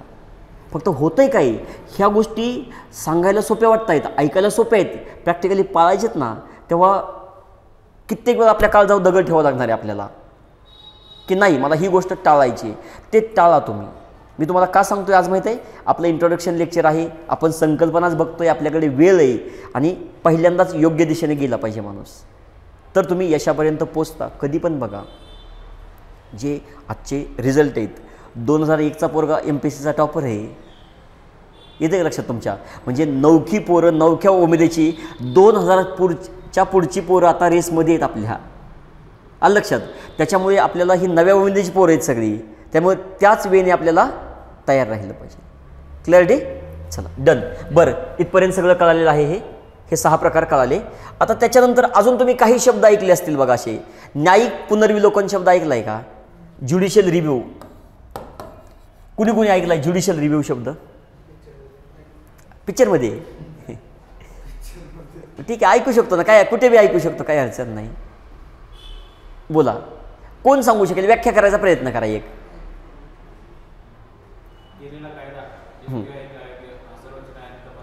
बरं ठीक आहे, चला आता बघा. तत्पूर्वी मी तुम्हाला आधी काय सांगेल,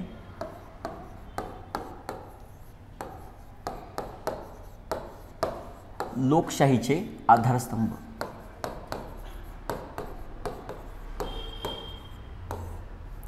ठीक आहे, चला पहिला आधारस्तंभ काय आहे रे, कायदेमंडळ. पहिला आधारस्तंभ काय आहे, कायदेमंडळ. याचा रोल काय आहे, देशासाठी कायदे बनवणे, किंवा राज्यातला असेल तर राज्यासाठी कायदे बनवणे. कायदे बनवणे फक्त याचं काम आहे, बाकी काहीच नाही. डन. जो दुसरा आधारस्तंभ आहे तो आहे कार्यकारी मंडळ. दुसरा आधारस्तंभ काय आहे, कार्यकारी मंडळ. काय आहे, कार्यकारी मंडळ. क्लिअर. ह्याचं काम काय आहे, ह्यांनी केलेले कायदे प्रत्यक्षात उतरवणे, अंमलात आणणे. आलं लक्षात तुमच्या. डन. तिसरं आहे न्यायमंडळ. याचं काम काय आहे बघा, या कायदेमंडळाने केलेला कायदा किंवा या कार्यकारी मंडळाने अंमलात आणलेला कायदा हा घटनेला धरून आहे का, मूलभूत हक्काला धरून आहे का, जनतेवर अन्याय करणं तर नाही ना, हे चेक करण्याचं काम कोणाचं आहे, यांचं. आणि न्यायमंडळाच्या याच अधिकाराला आपण म्हणतो त्याला न्यायिक पुनर्विलोकनाचा अधिकार असणे. कळालं. म्हणजे न्यायिक पुनर्विलोकन हा अधिकार कोणाचा आहे, न्यायमंडळाचा. आलं लक्षात. कशाचा, यांनी केलेला कायदा, यांनी अंमलात आणलेला कायदा हा 3 पॅरामीटरमधून जातोय का बघायचं. घटनेला धरून आहे का, मूलभूत हक्कांना धरून आहे का, जनतेवर अन्याय करणार तर नाही ना, हे चेक करण्याचा न्यायालयाचा अधिकार म्हणजे न्यायिक पुनर्विलोकन. आणि चौथा आधारस्तंभ काय आहे, मीडिया. मीडिया इथं खाली लिहायचं, इच्छा नसताना म्हणावी लागते हे असं लिहायचं. ते कसं असतंय, दाणे दाणे में है केसर का दम अटी लागू. रेडिओला कधी ॲड ऐकली ना, रेडिओला सेम तसं असते. तसं इथे लिहायचं की क्लिअर. पण राज्यसेवा मुख्य परीक्षेला आपल्याला ह्याला शिकावं लागतं बरं का, कारण सिलेबसमध्ये आहे आपल्या. क्लिअर. चला इथपर्यंत कळालेलं आहे. डन. मग तुम्हाला आता ज्युडिशियल रिव्ह्यू म्हणजे काय कळालेलं असेल. तुम्ही 2 शब्द ऐकलेत का कधी? कायद्याची प्रस्थापित पद्धती आणि कायद्याची योग्य पद्धती ऐकलेलं आहे. आता सगळ्यात पहिलं मी तुम्हाला विचारतो, भारतात कायदा बनवायची जी पद्धत आहे ही माहिती आहे का तुम्हाला? कायदा कसा बनतो, एखादा कसा बनतो?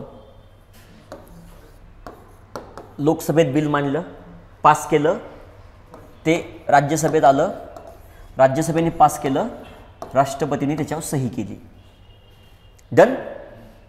आपल्याकडे एक माणूस असा आहे, तो उद्या सकाळी 6 वाजता उठून असं म्हणू शकतो, उद्यापासून कुणालाही पाणी पिण्याचा हक्क नसेल जोपर्यंत मला निवडून देत नाही. असं माणूस आला आणि म्हणला. कोण आहे म्हणू शकतं माहिती आहे तुम्हाला? नोटा रातोरात बंद करणारे लोक. ठीक आहे. असं म्हणले लगेच एक माणूस आपल्याकडे ठेवलाच कायम सदावर्ते, चाललो सुप्रीम कोर्टात. आलं लक्षात? चाललो सुप्रीम कोर्टात. सदावर्ते सुप्रीम कोर्टात केले. डंके की चोट पर पाणी पिणार असं म्हणणार, तुम्ही माझा पाणी प्यायचा अधिकार काढू शकत नाही. न्यायालय म्हणाल थांब थांब बाबा, थोडं हळू घे पाणी पी आधी, पुन्हा बघू आपण. डन. न्यायालय काय चेक करणार माहीत आहे की असं घोषित करताना बिल एका सभागृहात मांडले का, दुसऱ्या सभागृहात गेलं का, राष्ट्रपतींनी सही केली का. आणि जर तसं घडलं आहे असं समजा तर सदावर्तेंना म्हणतील घरी जावा, निवांत झोपा, आम्ही काहीच करू शकत नाही, आम्हाला फक्त एवढंच चेक करायचा अधिकार आहे. बघूयात ना, पण आम्हाला फक्त एवढाच अधिकार आहे, तुम्ही घरी जा. का तर आम्हाला घटनेने फक्त एवढाच अधिकार दिला आहे की कायद्याची प्रस्थापित पद्धती फॉलो केली आहे की नाही, आम्ही एवढंच चेक करू शकतो. हा लक्षात? आम्ही त्यातल्या तरतुदी चेक नाही करू शकत. म्हणजे जेव्हा मी कायद्याची प्रस्थापित पद्धती असं म्हणतो, प्रस्थापित पद्धती, तेव्हा न्यायालय फक्त काय चेक करू शकतं? कायदा करायची पद्धत जी आहे ती फॉलो केली की नाही. पण ज्यावेळेस मी कायद्याची योग्य पद्धती असं म्हणतो, ज्यावेळेस मी कायद्याची योग्य पद्धती असं म्हणतो, त्यावेळेस कायद्याची प्रस्थापित पद्धती पण येते, प्लस कायद्यातील तरतुदी चेक करण्याचा न्यायालयाला अधिकार मिळतो. आलं लक्षात? मग मी असं म्हणू शकतो, कायद्याची प्रस्थापित पद्धती याच्यामध्ये फक्त कायदा करायची पद्धत फॉलो केली आहे की नाही एवढंच न्यायालय चेक करू शकतं. ठीक आहे. मग मी असं म्हणू शकतो का रे, कायद्याची योग्य पद्धती याच्यामध्ये कायद्याची प्रस्थापित पद्धती प्लस कायद्यातल्या तरतुदी चेक करायचा न्यायालयाचा अधिकार आहे. आलं लक्षात? मग तुम्हाला विचारलं कुठली संकल्पना मोठी आहे? कायद्याची योग्य पद्धती. आलं लक्षात? सुरुवातीला आपल्या देशामध्ये फक्त कायद्याची प्रस्थापित पद्धतीच होती. आजही घटनेच्या कलम 21 मध्ये कायद्याची प्रस्थापित पद्धतीच आहे. पण मनेका गांधी खटला 1978 तेव्हापासून काय केलेलं आहे? कायद्याची योग्य पद्धती प्रिन्सिपल भारतामध्ये लागू केलेलं आहे. आलं लक्षात? चला कळालं आज काय आहे. जर तुम्हाला विचारलं की कायद्याच्या प्रस्थापित पद्धतीत काय येतं, फक्त न्यायालय म्हणजे समजा एक माणूस उठून फक्त असं म्हटलं आहे उद्यापासून पाणी प्यायचा अधिकार नसेल, आणि न्यायालयाला एवढाच अधिकार आहे की फक्त प्रस्थापित पद्धती योग्य पद्धती नाही आहे, आणि याने कुठलाही कायदा पास न करता असं स्टेटमेंट दिलं आहे, तर न्यायालय त्याला रद्द ठरवेल. आलं लक्षात? क्लिअर? आणि अजून ही संकल्पना तुमची कलम 21 बघताना तिथे अजून क्लिअर होईल. क्लिअर? आता पुन्हा अजून एक शब्द प्रयोग येतो बघा, न्यायप्रविष्ट असणे, जस्टिसेबल असणं. हा माझा स्वतःचा अधिकार आहे. कसा? की सपोज मला मूलभूत हक्क दिलेत आणि ते जर कोणी काढून घेत असेल तर मला न्यायालयात जायचा अधिकार आहे. म्हणजे ज्युडिशियल रिव्ह्यू कुणाचा अधिकार आहे? न्यायालयाचा. आणि न्यायप्रविष्ट असणं ही बाब कोणाला अधिकार देते? मला स्वतःला. मग तुम्ही एक डोक्यात फिट करून ठेवा, घटनेचा सरनामा, मूलभूत हक्क, मार्गदर्शक तत्व, मूलभूत कर्तव्य याच्यापैकी फक्त मूलभूत हक्क न्यायप्रविष्ट आहेत, बाकीच्या तिन्ही गोष्टी न्यायप्रविष्ट नाहीत. म्हणजे काय, त्यांची अंमलबजावणी केली नाही म्हणून मी न्यायालयात जाऊ शकत नाही, पण मूलभूत हक्काची अंमलबजावणी नाही केली तर मी न्यायालयात जाऊ शकतो. क्लॅरिटी? चला, इथपर्यंत कोणाच्या शंका आहेत का? पटपट बोला. चला पटपट. एक ओके. चला,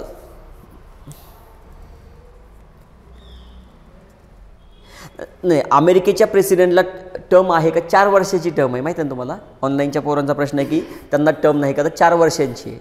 ठीक आहे. चल, अजून ते राष्ट्रपती टॉपिक बघताना कंपॅरिझनमध्ये होणं जाईल काय अडचण नाही. बरं, इथपर्यंत काही शंका आहेत का तुमच्या? रूल ऑफ लॉ म्हणजे काय? हां, नाही, रूल ऑफ लॉ म्हणजे काय? सपोज इंडियन पिनल कोड 1860 त्याच्यामध्ये असं लिहिलं, चोरी करणे गुन्हा असेल. डन. कलम 420 चोरी करणे. त्याच्यामध्ये असं व्याख्या केली, तर व्याख्या असते कायद्यामध्ये काय, 100 रुपयाच्या वरती रक्कम चोरली तरच त्याला चोरी असे समजण्यात येईल. मग तुम्ही जाऊन सुशील सरांच्या गल्ल्यामधनं प्रत्येक वेळेस जायचं, 99 रुपये चोरायचे, 100 चोरायचे, म्हणजे 1 रुपया तिथे ठेवायचा. सुशील सर कोर्टात गेले, केस टाकली तुमच्यावर, तुम्ही तुमचा वकील सदावर्ती द्यायचा चांगला आहे. तो सांगेल डंके की चोट फर काय की इंडियन पिनल कोड 420 त्याच्यामध्ये 99 रुपये चोरले तर ही चोरी होत नाही. ही तुम्हाला शिक्षा होणार का रे? नाही होणार, कारण चोरी या व्याख्येत तुम्ही बसतच नाही. मग कायद्याचं राज्य म्हणजे काय? तुम्ही योग्य की अयोग्य? बघा, तुम्ही बऱ्याच वेळा म्हणता नाही तू माझ्यासोबत योग्य नाही केलं. योग्य की अयोग्य असं जगात नाहीच आहे. तुम्ही 2 अफेअर केली तर त्या गर्लफ्रेंड बॉयफ्रेंडसाठी हे चुकीचं केलं आहे तुम्ही, पण तुम्ही एकच केलं तुमच्यासाठी योग्य आहे, पुढच्यासाठी योग्य आहे. आईबापासाठी एक तरी योग्य आहे का? आहे का?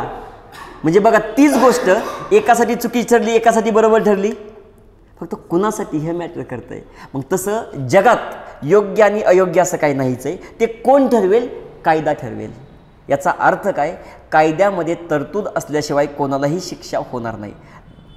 म्हणजेच काय? कायद्याचं राज्य, रूल ऑफ लॉ. कुठल्या व्यक्तीचं राज्य आहे का आपल्याकडे? नाही, कायद्याचं राज्य. कायद्यात तरतूद असेल तर गुन्हा, नसेल नाही. Rule of law. आलं लक्षात? याचा अजून संदर्भ आपल्याला कलम 14 शिकताना येईल, इक्वल प्रोटेक्शन ऑफ लॉ आणि इक्वॅलिटी बिफोर लॉ. ते बघताना पण म्हणजे मी कायदा केला आहे पण तुझ्यासाठी वेगळा आणि तुझ्यासाठी वेगळा, काय उपयोग आहे का त्याचा? तो प्रभावीपणे लागू व्हायचा असेल तर सगळ्यांना सारखा पाहिजे, म्हणून रूल ऑफ लॉ. ते त्याचंच कलम 14 मध्ये इक्वॅलिटी बिफोर लॉ आणि इक्वल प्रोटेक्शन ऑफ लॉ ह्या दोन्ही गोष्टी बघायच्या आहेत. क्लॅरिटी? चला, काही शंका आहेत? बोल. नक्की असतील तर विचारत चला. आता आपल्याला काय बघायचं आहे? पॉलिटीचा अभ्यासक्रम काय आहे आपला नेमका.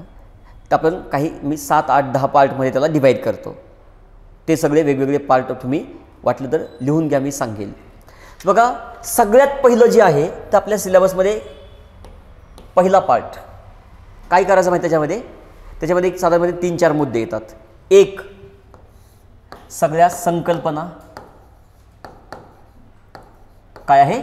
सगळ्या संकल्पना, जसं की आजच्या लेक्चरमध्ये आपल्या चालू आहेत. दुसरा मुद्दा येणार घटनेचं हिस्टॉरिकल बॅकग्राऊंड, घटनेची ऐतिहासिक पार्श्वभूमी, घटना निर्मितीची प्रक्रिया आहे सिलेबसमध्ये. येस, ठीक आहे. आणि याच्यामधलाच काय आहे? घटनेची वैशिष्ट्ये. ठीक आहे. त्याच्यानंतर आहे घटनेचा सरनामा,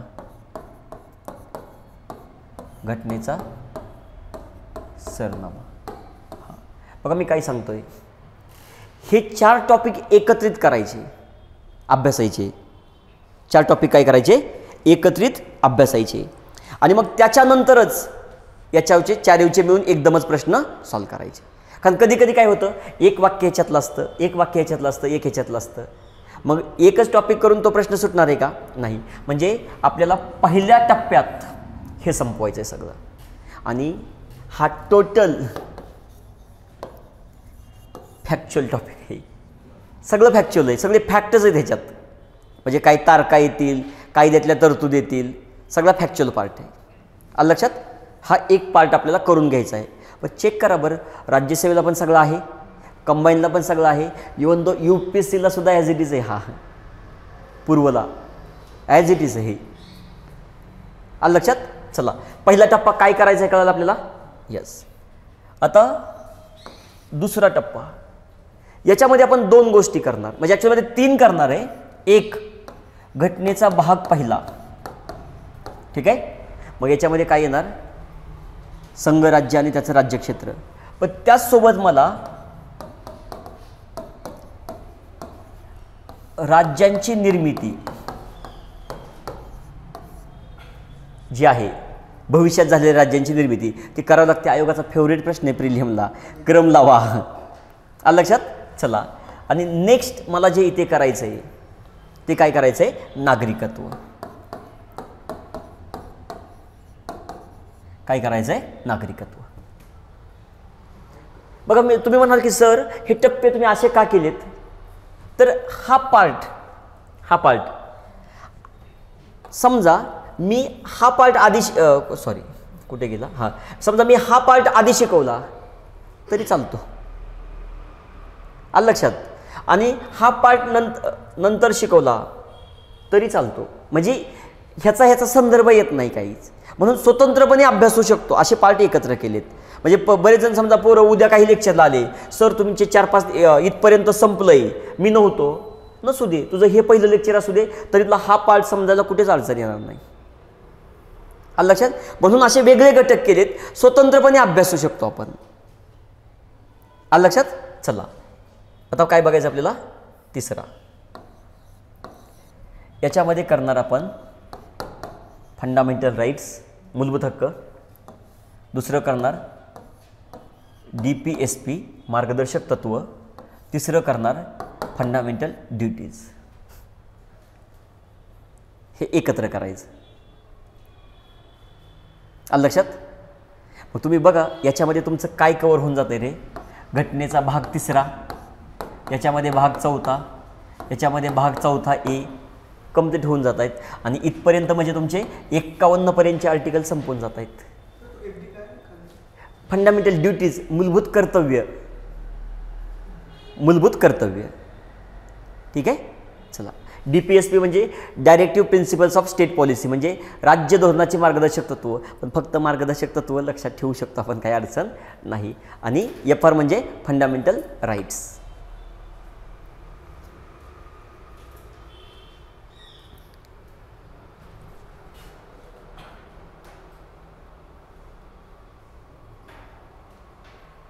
येस. चला, क्लिअर, डन. चला आता 4था. आणि हे असं आपल्याकडनं, हे असं तुमच्याकडे एका कागदावर मी ह्याची एक बनवलेली आहे, तुम्हाला ती देईल. त्याच्यावर टिक मार्क करायचं. काय माहिती हे असं तुमचं एक माझ्याकडे PDF आहे, ती तुम्हाला देईल मी उद्या परवा. तर त्याच्यावर टिक करायचं. 1 2 3 4 5 6 7 8 9 10, जितक्या रिव्हिजन पडल्या आहेत आपल्या. इथे लक्षात टार्गेटच ठेवा, 10 रिव्हिजन करायचे आहेत मला. ज्या दिवशी पास होऊन जायचं त्याच्या आधी टार्गेट ठेवायचं, तितक्या वेळा रिव्हिजन. म्हणजे त्या कॉपीवर आपल्या, मी जी तुम्हाला कॉपी देणार आहे का नाही, आपण सिलेबसमध्ये काय काय बघणार आहे सगळं, त्याच्यावर टिक मार्क करायचं की माझं हे 1दा झालं आहे, 2दा झालं आहे, 3दा झालं आहे. तितक्या मल्टिपल रिव्हिजन पडल्या पाहिजेत. आणि हा कागद जो मी तुम्हाला देणार आहे, उद्या परवा देईल मी तुम्हाला, तर तेव्हा तुम्हाला काय करायचं माहिती आहे, त्याच्यावरती मार्क का करून ठेवायचं आहे, ते कायम कागद सोबत ठेवायचा. स्वतःला कळलं पाहिजे की आपलं कोणती गोष्ट किती वेळा झाली आहे. आता कित्येक वेळा हिशोब लागत नाही आपला. का लागत नाही, कागदोपत्री काहीच नसतं, कागदोपत्री असलं पाहिजे. तरच बऱ्याच गोष्टी आपल्या समोर राहतात. कित्येक वेळा तुम्ही जुने फोटो 5 वर्षांनी बघता आणि तेव्हा तुम्हाला क्लिक होतं की अरे हां, मी तिकडे पण ट्रिपला गेलो होतो. म्हणजे कुठेतरी कागदोपत्री आपल्याकडे असेल तर आपल्याला फायदेशीर ठरतं. स्वतः आपण जाग्यावरती येतो, ते कुठे आहे आपल्याला माहीत होतं. पण ह्या गोष्टी तुम्हाला माहीत असल्या पाहिजेत. चला आता चौथ्यामध्ये काय बघणार आहे बघा. 1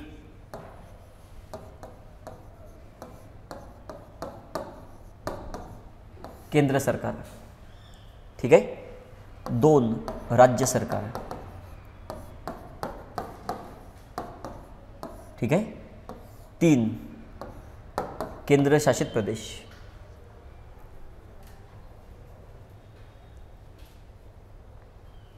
ठीक आहे.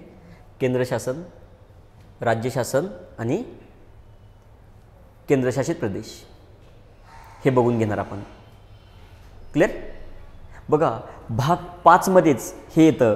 भाग 5 मध्ये सुप्रीम कोर्ट आहे, इथे हायकोर्ट आहे, कनिष्ठ न्यायालय आहेत. पण ते तिथे नाही बघायचं आपल्याला, फक्त शासन व्यवस्था आपल्याला बघायची आहे. आलं लक्षात नाही तिथे ती न्यायव्यवस्था बघायची का नाही. डन. आता हे झालं की मी लगेच काय बघणार माहिती आहे का. 5वा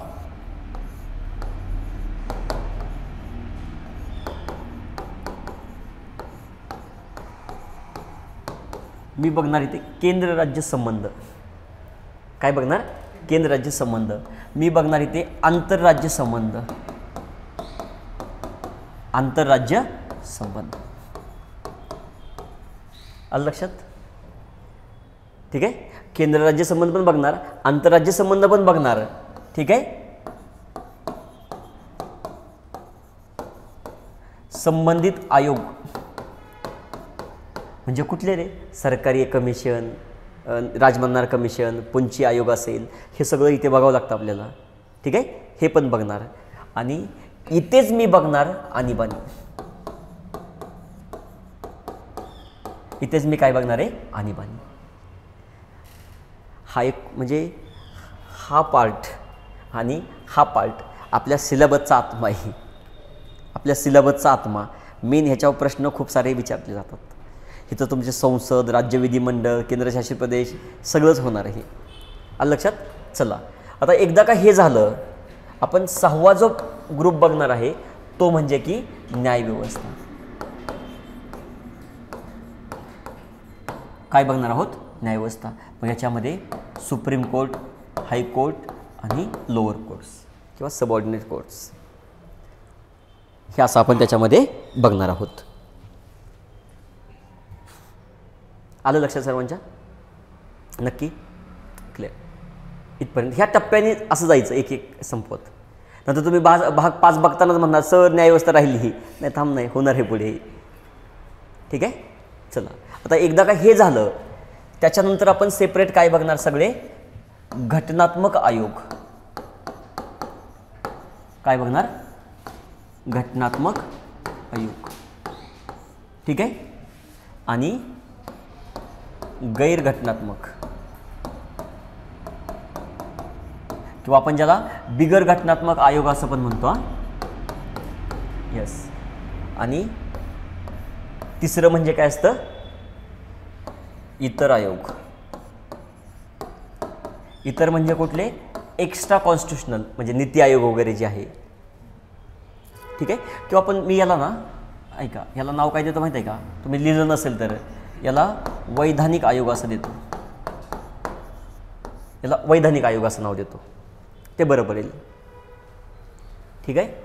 आणि इतर आयोग हे बघणार. क्लिअर. चला इथपर्यंत काही शंका कोणाच्या नाही. आणि 8वा जो आहे त्याच्यामध्ये मी इतर बाबी. इतर बाबी. आता इतर बाबीमध्ये काय बघणार माहिती आहे का आपण. कार्यालयीन भाषा आहे माहिती आहे टॉपिक.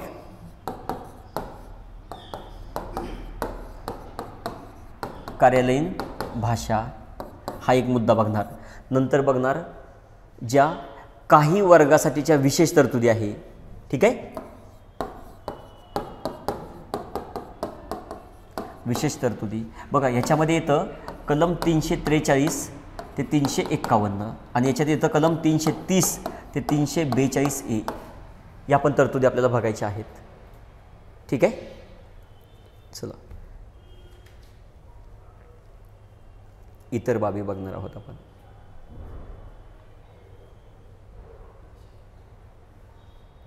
विशेष तरतुदी किंवा असं पण लिहा, काही वर्गासाठीच्या विशेष तरतुदी म्हणजे SC ST OBC Anglo Indian जे काही सगळे आहेत त्या. ठीक आहे, नाही पण तरतूद आहे ना घटनेत अजून पण विशेष तरतुदी. ठीक आहे, चला आणि अजून बऱ्याच गोष्टी आहेत बरं का इथे, म्हणजे मी तुम्हाला त्या कागदोपत्री सगळ्या देईल, जसं की ऑर्डर ऑफ प्रेसिडन्स कुणाचा काय आहे, ह्या इतर बाबी सगळ्या इथे येतील. चला आता जो 9वा मुद्दा आहे ना त्याच्यामध्ये 3 बाबी करायच्या आहे, A B आणि C 9 मध्ये. का तर नाही 9चं नाव काय द्यायचं माहिती आहे का, पंचायत राज. मग ए मध्ये काय लिहिणार फक्त माहिती आहे का मी, 73 आणि 74वी घटना असती. आलं लक्षात. बी मध्ये काय लिहिणार माहिती आहे का, केंद्र आणि राज्य यांच्या समित्या. आलं लक्षात, संबंधित समित्या. आणि सी मध्ये काय येणार माहिती आहे का,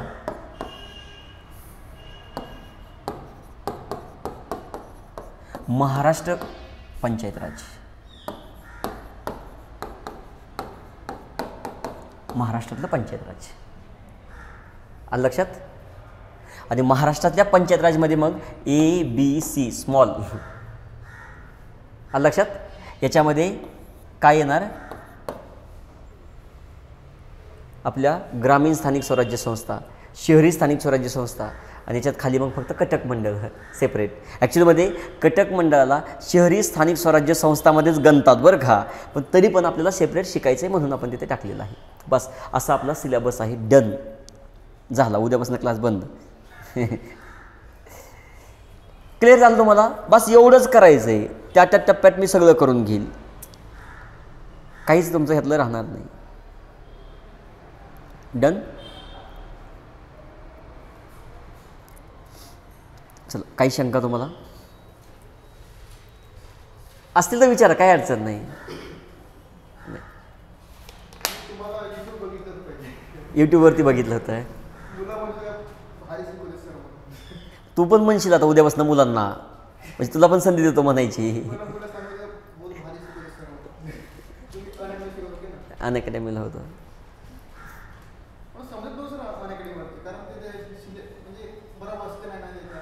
नाही हे बघ लक्षात ठेव, तू पिक्चरला थिएटरमध्ये गेलाय आणि घरी लॅपटॉपवर पिक्चर बघतोय. पिक्चरमधले बारकावे कुठे कळतात खरं सांग, थिएटरमध्ये. पण ती पण एकटा गेला होता ना. ठीक आहे, आलं लक्षात. त्याच्यामुळे एक लक्षात ठेवा, कधीही कुठलीही गोष्ट समजते नाही समजते, आपलं कॉन्सन्ट्रेशन किती आहे. किती पण बघा, मला सांगा पुण्यात काय करतोय तोच अभ्यास घरी बसून करत नाही. काही आहे म्हणाल पिठाचा डबा दे, बाप म्हणलं रानात जाऊन ये, शेजाऱ्याच्या कोंबड्याच दारात आले आहेत, लाख कारण आहेत. लक्षात आलं तुमच्या. म्हणजे किती कॉन्सन्ट्रेशननी करतो आणि त्यावेळेचा आपला सिरियसनेस किती असतो, ती पण गोष्ट महत्त्वाची असते. बघा कॉलेजच्या फर्स्ट इयरला काय सिरियसनेस आपल्याला काहीच नसतो, पण ग्रॅज्युएशन झालं, हळूहळू जबाबदारी वाढायला लागली, सिरियसनेस येतो. पण कुठली पण गोष्ट, आज मला सांगा 10वीचे 5च्या 5 पेपर 2 दिवसात अभ्यास करून देऊ शकता तुम्ही, पास व्हाल, टॉप कराल. का तर आज ती ग्रास्पिंग पॉवर. पण आठवण होते 10वीचे दिवस, म्हणजे मराठीचं सुद्धा पाठ केलं आहे. म्हणजे आज लाज वाटते आपल्याला, मराठी असं पाठ केलं आहे, असं कॉमा फुल स्टॉप, म्हणजे पाठांतरावर आपण तिथपर्यंत पोहोचलो. पण आज काय झालं आहे, ग्रास्पिंग पॉवर वाढली आपली आणि आज आपल्याला एक जबाबदारी कळली. कधी पण लक्षात ठेवा, सगळ्यात मोठं आपलं जर शिकवण कुठनं मिळते ना, जबाबदारीमधनं. आणि ती स्वतःला कळली का नाही. आणि तुम्ही एक साधा विचार करा बरं का, स्पर्धा परीक्षा तुम्ही पास झाला नाही झाला काही, ज्या दिवशी पास होईल का नाही, हे बघा पास झाला की कन्फर्म आहे तुम्ही गावात राहणार नाही. बरं तुम्ही तुमच्या मुलांना पुण्यासारख्या मुंबईसारख्या ठिकाणी शिक्षणासाठी ठेवणार, ती पिढी पुढेच जाणार आहे, तिथून मागे जात नाही सहसा. म्हणजे सगळं जनरेशन चेंज होतं. बघा म्हणजे कसं आहे, समजा मी पुण्यात आलो, मी पुण्यात फ्लॅट घेतला, कशासाठी घेतला माहिती आहे का, माझ्या पोरासाठी. पण जर पोरगं पुण्यात शिकते का ना, ती पुण्यात राहत नाही, ते पुढे निघून जाते अजून. का तर म्हणजे तुम्हाला या गोष्टी स्वतःच्या बदलायसाठी करायचं आहे, डोक्यात हेच ठेवायचं. ना कुणाला दाखवायचं आहे, शेजाऱ्याचा बदला घ्यायचा आहे, असलं काय होत नाही रिअलमध्ये. रिअलमध्ये काहीच होत नाही. त्याच्यामुळे एकच मला स्वतःसाठी करायचं आहे, स्वतः बदलायचं आहे, बस एवढंच डोक्यात ठेवा. म्हणजे बाकी कोणीच नाही. आणि स्वतःमध्ये आपले आईबाप असतात हे कायम ठेवायचं आहे लक्षात. आलं लक्षात. त्याच्यामुळे ते सेपरेट सांगायची गरज नाही. आपण काय म्हणतो, राष्ट्रपती असं करतात, पडद्याच्या मागे मंत्रिमंडळाचा सल्ला कायम असतोच, हे डोक्यात ठेवायचं आहे. त्यामुळं बस बाकी. आणि खरं सांगू का, कुठल्याच एक्सटर्नल मोटिवेशनची गरज नाही. ज्याला एक्सटर्नल मोटिवेशनची गरज लागते का नाही, त्याची 3 दिवसात हवाफूस होते. येतं स्वतः मला काय पाहिजे, कॅल्क्युलेशन लाईफमध्ये इतके पाहिजेत ना. म्हणजे माझी एक डिपार्टमेंटल PSIची मुलगी आहे, तिने पेपरला जाताना कॅल्क्युलेशन केलं तर 53 मार्काचं, पॉलिटीमधनं एवढे, जॉग्राफीमधनं एवढे, इकॉनॉमिक्समधून तिला 49 मार्क आलेत. किती मार्काचं कॅल्क्युलेशन? 53 मार्काचं. आणि प्रत्यक्षात किती आलेत? 49. मग विचार करा किती ॲक्युरेट आहे. म्हणजे ते ॲक्युरेट आहे, पण तिने कुठल्या विषयात किती तसेच मिळवलेत. उद्या तुम्हाला सुद्धा तेच करायचं आहे. मी आत्ता तुम्हाला लिहून घ्या, पॉलिटीचे तुम्ही 14पेक्षा कमी मार्क घेणार नाही 15 प्रश्नांपैकी. आत्ताच लिहून ठेवा. सांगतो ना मी, कारण मला माहिती आहे ना काय काय काय विचारतोय. आलं लक्षात. त्या वेळी मग बाकीच्या मार्काचं कॅल्क्युलेशन तुम्ही करा, कसं करायचं ते, कुठल्या विषयातनं. तुम्हाला जर PSI करायचं असेल तर तुम्हाला आज 50+ पाहिजेत, त्यातले 14 मी एकटा देतोय, 1/3. येते का लक्षात. बाकी तुम्ही कॅल्क्युलेशन कसं करायचं ते करा. प्रिलियम टार्गेट ठेवा. राज्यसेवेचं मला माहीत नाही की तुमची किती तयारी आहे, पण 16 तारखेची प्रिलियम निघाली पाहिजे. सुभाष पवारचं एक वाक्य लिहून ठेवा, ज्याची 16 तारखेची प्रिलियम क्रॅक होणार आहे तो घरी जाताना, उद्या असेल नाही तर 10 वर्षांनी असेल, पोस्ट घेऊनच जाणार आहे, ज्याची 16 तारखेची प्रिलियम निघाली आहे. का माहीत आहे, एकदा जर प्रिलियम निघाली का नाही, माणूस नाही थंड बसत. त्याला स्वतःची एक क्षमता कळलेली असते, मी करू शकतो. आणि प्रिलियम निघाल्याच्या नंतर मेन्सचा अभ्यास करताना जी पॉवर असते ना, एकदम सगळं एकदम नेक्स्ट लेवलला असतं आपलं कॉन्फिडन्स आणि सगळ्याच गोष्टी. आणि त्याच्यातलं जर तुम्ही एकदा बघा, प्रिलियम आणि मेनच्यामध्ये 4 महिने वेळ मिळाला तर तो 1 वर्ष मिळण्यासारखा असतो. नॉर्मल जेवढा 1 वर्षात अभ्यास करता का नाही, तो तुम्ही 4 महिन्यात करता प्रिलियम निघाल्यानंतर. कारण उठता बसता फक्त डोक्यात एकच असतं, अभ्यास अभ्यास अभ्यास. त्याच्यासाठी ही प्रिलियम काढायची आणि त्या जोरनी करायचं आहे. तुम्ही पोस्ट घेऊनच जाणार हे निश्चित. ठीक आहे. फक्त काय, विजयच ठेवायचा, विजय सर होऊ द्यायचे नाहीत. ठीक आहे. विजय सरांनी नोट्स वाटत फिरायचं नाही प्रिलियम निघाल्यावर. फक्त अभ्यास आहे की अभ्यास. अजिबात अनेक गणित असतात. तुम्ही बघितलं असं डिस्ट्रॅक्शन किती आहे. पोरं लायब्ररीत चॅटिंग आणि गार्डनमध्ये डिस्कशन करतात अभ्यासाचं. लायब्ररीत अभ्यास करा, गार्डनमध्ये गप्पाच मारा. जावा ना तुम्ही लोकमान्य गार्डनमध्ये, सगळे प्रेमी युगल अभ्यास करत बसला, डिस्कशन. काय अभ्यास होणार आहे? नाही करायचं की. कधी करायचं? मी विषयात पक्का झालो आहे, आता वाचायला मला वेळ नाही आहे, मग मी डिस्कशन करत बसतोय. पहिले कसं काय, त्याला बी अर्ध माहीत आहे, ह्याला बी अर्ध माहीत आहे, दोघांची भांडणच लागलीत. ही म्हणतोय नाही असंच आहे, तो म्हणतोय तसंच आहे. काय ते डिस्कशनला अर्थ आहे? आलं लक्षात तुमच्या? अर्थ आहे का? नाही. म्हणजे डिस्कशनला त्याच्यासोबत बसा ज्याला तुमच्या सांगण्यावर विश्वास आहे आणि तुम्हाला त्याच्या सांगण्यावर विश्वास आहे. आलं लक्षात? मला सांगा, तुम्ही माझ्यासोबत डिस्कशनला बसलाय आणि तुम्हाला काय वाटतंय, अरे ह्यांना काहीच येत नाही आहे, हे असंच सांगतंय. तुम्हाला बी कळलंय आता हा चुकीचं सांगतोय. काय डिस्कशन करून फायदा त्यासोबत? त्यानं जरी सांगितलं असं तुम्ही घरी जाऊन पुन्हा वाचणारच, झालं तुमचा वेळ गेलाच. म्हणून डिस्कशनला असा क्वालिटी माणूस शोधा जो एक्झाम ओरिएंटेड आहे फक्त आणि बाकीच्या गप्पा कुठल्या मारत नाही. अशा व्यक्तीसोबत डिस्कशनला बसा आणि भले त्याला नॉलेज कमी असू द्या, बसून तुमच्यासोबत कंटिन्यू करून वाढेल. पण एकदम प्राथमिक टप्प्यामध्ये पण डिस्कशनला बसू नका. डिस्कशनचा टप्पा कधी असतो? अंतिम टप्पा असतो. सुरुवातीला मेहनतच घ्यायची. आलं लक्षात? स्वतः एकदा, दोनदा, 3दा एक पुस्तक तुमचं वाचून होत नाही तोपर्यंत सगळ्यांनी काय करायचं आहे? पुस्तकं स्वतः वाचायची आहेत. आलं लक्षात? बघा अजून एक, बऱ्याच वेळा तुम्ही लोक फक्त आणि फक्त नोट्सच्या मागं पळता. कोर पुस्तकं वाचा. येते लक्षात? नोट्स खरंच फक्त नादी लावायसाठी असतात. कळतंय का? काय पाहिजे? कोर पुस्तकं वाचायची. अरे मला सांगा, तुमचे कॉम्पिटिटर काय वाचतायत? पुस्तकं वाचतायत. आणि तुम्ही काय वाचतायत? नोट्स. आलं लक्षात? त्याच्यावर भर द्या, स्वतः वाचण्यावर. म्हणून सांगितलं क्लासचा फायदा नोट्स नाही रे. नोट्स कुठनं बी जास्त मारू शकता. क्लासचा फायदा काय? हे एक्सप्लेन करून सांगणं तुम्हाला काय आहे संसदीय शासन पद्धती काय आहे. आज आता उद्या तुम्ही घरी जाऊन एकदा वाचली तर झोपेत जरी विचारली तर तुम्ही सांगणार ही कारणं दिलीत का, नाहीत, संसदीय शासन पद्धतीची कारणं नाहीत, हे सांगता आलं पाहिजे. प्रश्न चुकत नाहीत. आलं लक्षात तुमच्या? क्लिअर? चला, आणखी काही शंका असतील तर विचारा, नसतील तर मग आज आपण इथे थांबूयात. उद्यापासून पूर्णपणे 2 तासाचे लेक्चर होईल आपलं. पूर्णपणे एक एक टॉपिक कवर करत जाऊयात. ठीक आहे? लेक्चरमध्ये फक्त कुणी पुस्तक उघडून बसायचं नाही, नोट्स उघडून बसायचं नाही, फक्त हातात पेन आणि कोरा कागद. आलं लक्षात? असं बसा. बाकी जे सांगतोय ते ऐका, ते डोक्यात उतरवायचा प्रयत्न करा. मग सर बघायचं कधी? घरी गेलं की पुस्तकात बघ. गेल्या गेल्या अर्धा तास तेच करायचं आहे. बस संपलं काम. ठीक आहे? चला बोला. पुस्तक माझंच वापरा. ठीक, माझं पुस्तक आहे बाबा, आहे ऑफिसमध्ये पण असेल, तिथं भेटते का विचारा त्यांना. हो माझंच लोकराज्य अकॅडमी नावाने. लक्ष्मीकांत जर तुम्ही वापरू शकत असाल, इंग्लिशमधलं वापरू शकता का तुम्ही? मराठीत लई चुका आहेत. लई चुका म्हणजे भयानक. मला काल रोज पोरं पाठवता आहेत. म्हणजे असं झालं आहे, मिस्टेक्स आहेत, नुकसान नको. मग मी म्हणतो की ओरिजिनल लक्ष्मीकांत बाप आहे का, तर बापाचा पण बाप आहे. ते जर वापरू शकता ना वापरा. मग मी शिकवल्यावर समजू शकतं. मग मी ऐका की राजांना, मी काय सांगतो ऐका. तुम्ही माझं पुस्तक घ्या, ठीक आहे, 8 दिवस वापरा, ठीक आहे. तुम्हाला मी ते पुस्तकाची किंमत 450, मग तुम्हाला 200 रुपयातच द्यायला लावतो त्यांना. जर तिथं आहे का विचारतो नसेल तर कुठं जाऊन घ्यायचं मी सांगतो. समजा नाही तुम्हाला आवडलं, सर नाही मला कळत आहे, 200 रुपये महागारी घेऊन जायचे, पुस्तक ठेवून जायचं. अजून काय सांगू तुम्हाला? ठीक आहे, ते वाचा. तुमचं लास्ट टाईमचा जो ASO मेनचा पेपर झाला, 55 पैकी 53 प्रश्न पुस्तक मी टेलिग्रामला पण टाकले माझ्या पेज नंबर सहित. ठीक आहे, टेलिग्रामला पण आहे, विथ प्रूफ आहे, तुम्ही बघा. बस तेवढं करा. राज्यसेवेचा मेनचा पण सिलेबस त्याच्यात कव्हर केला. ॲक्च्युअलमध्ये काय आहे तुम्हाला सांगतो. मी नोट्स काढल्या होत्या, ठीक आहे.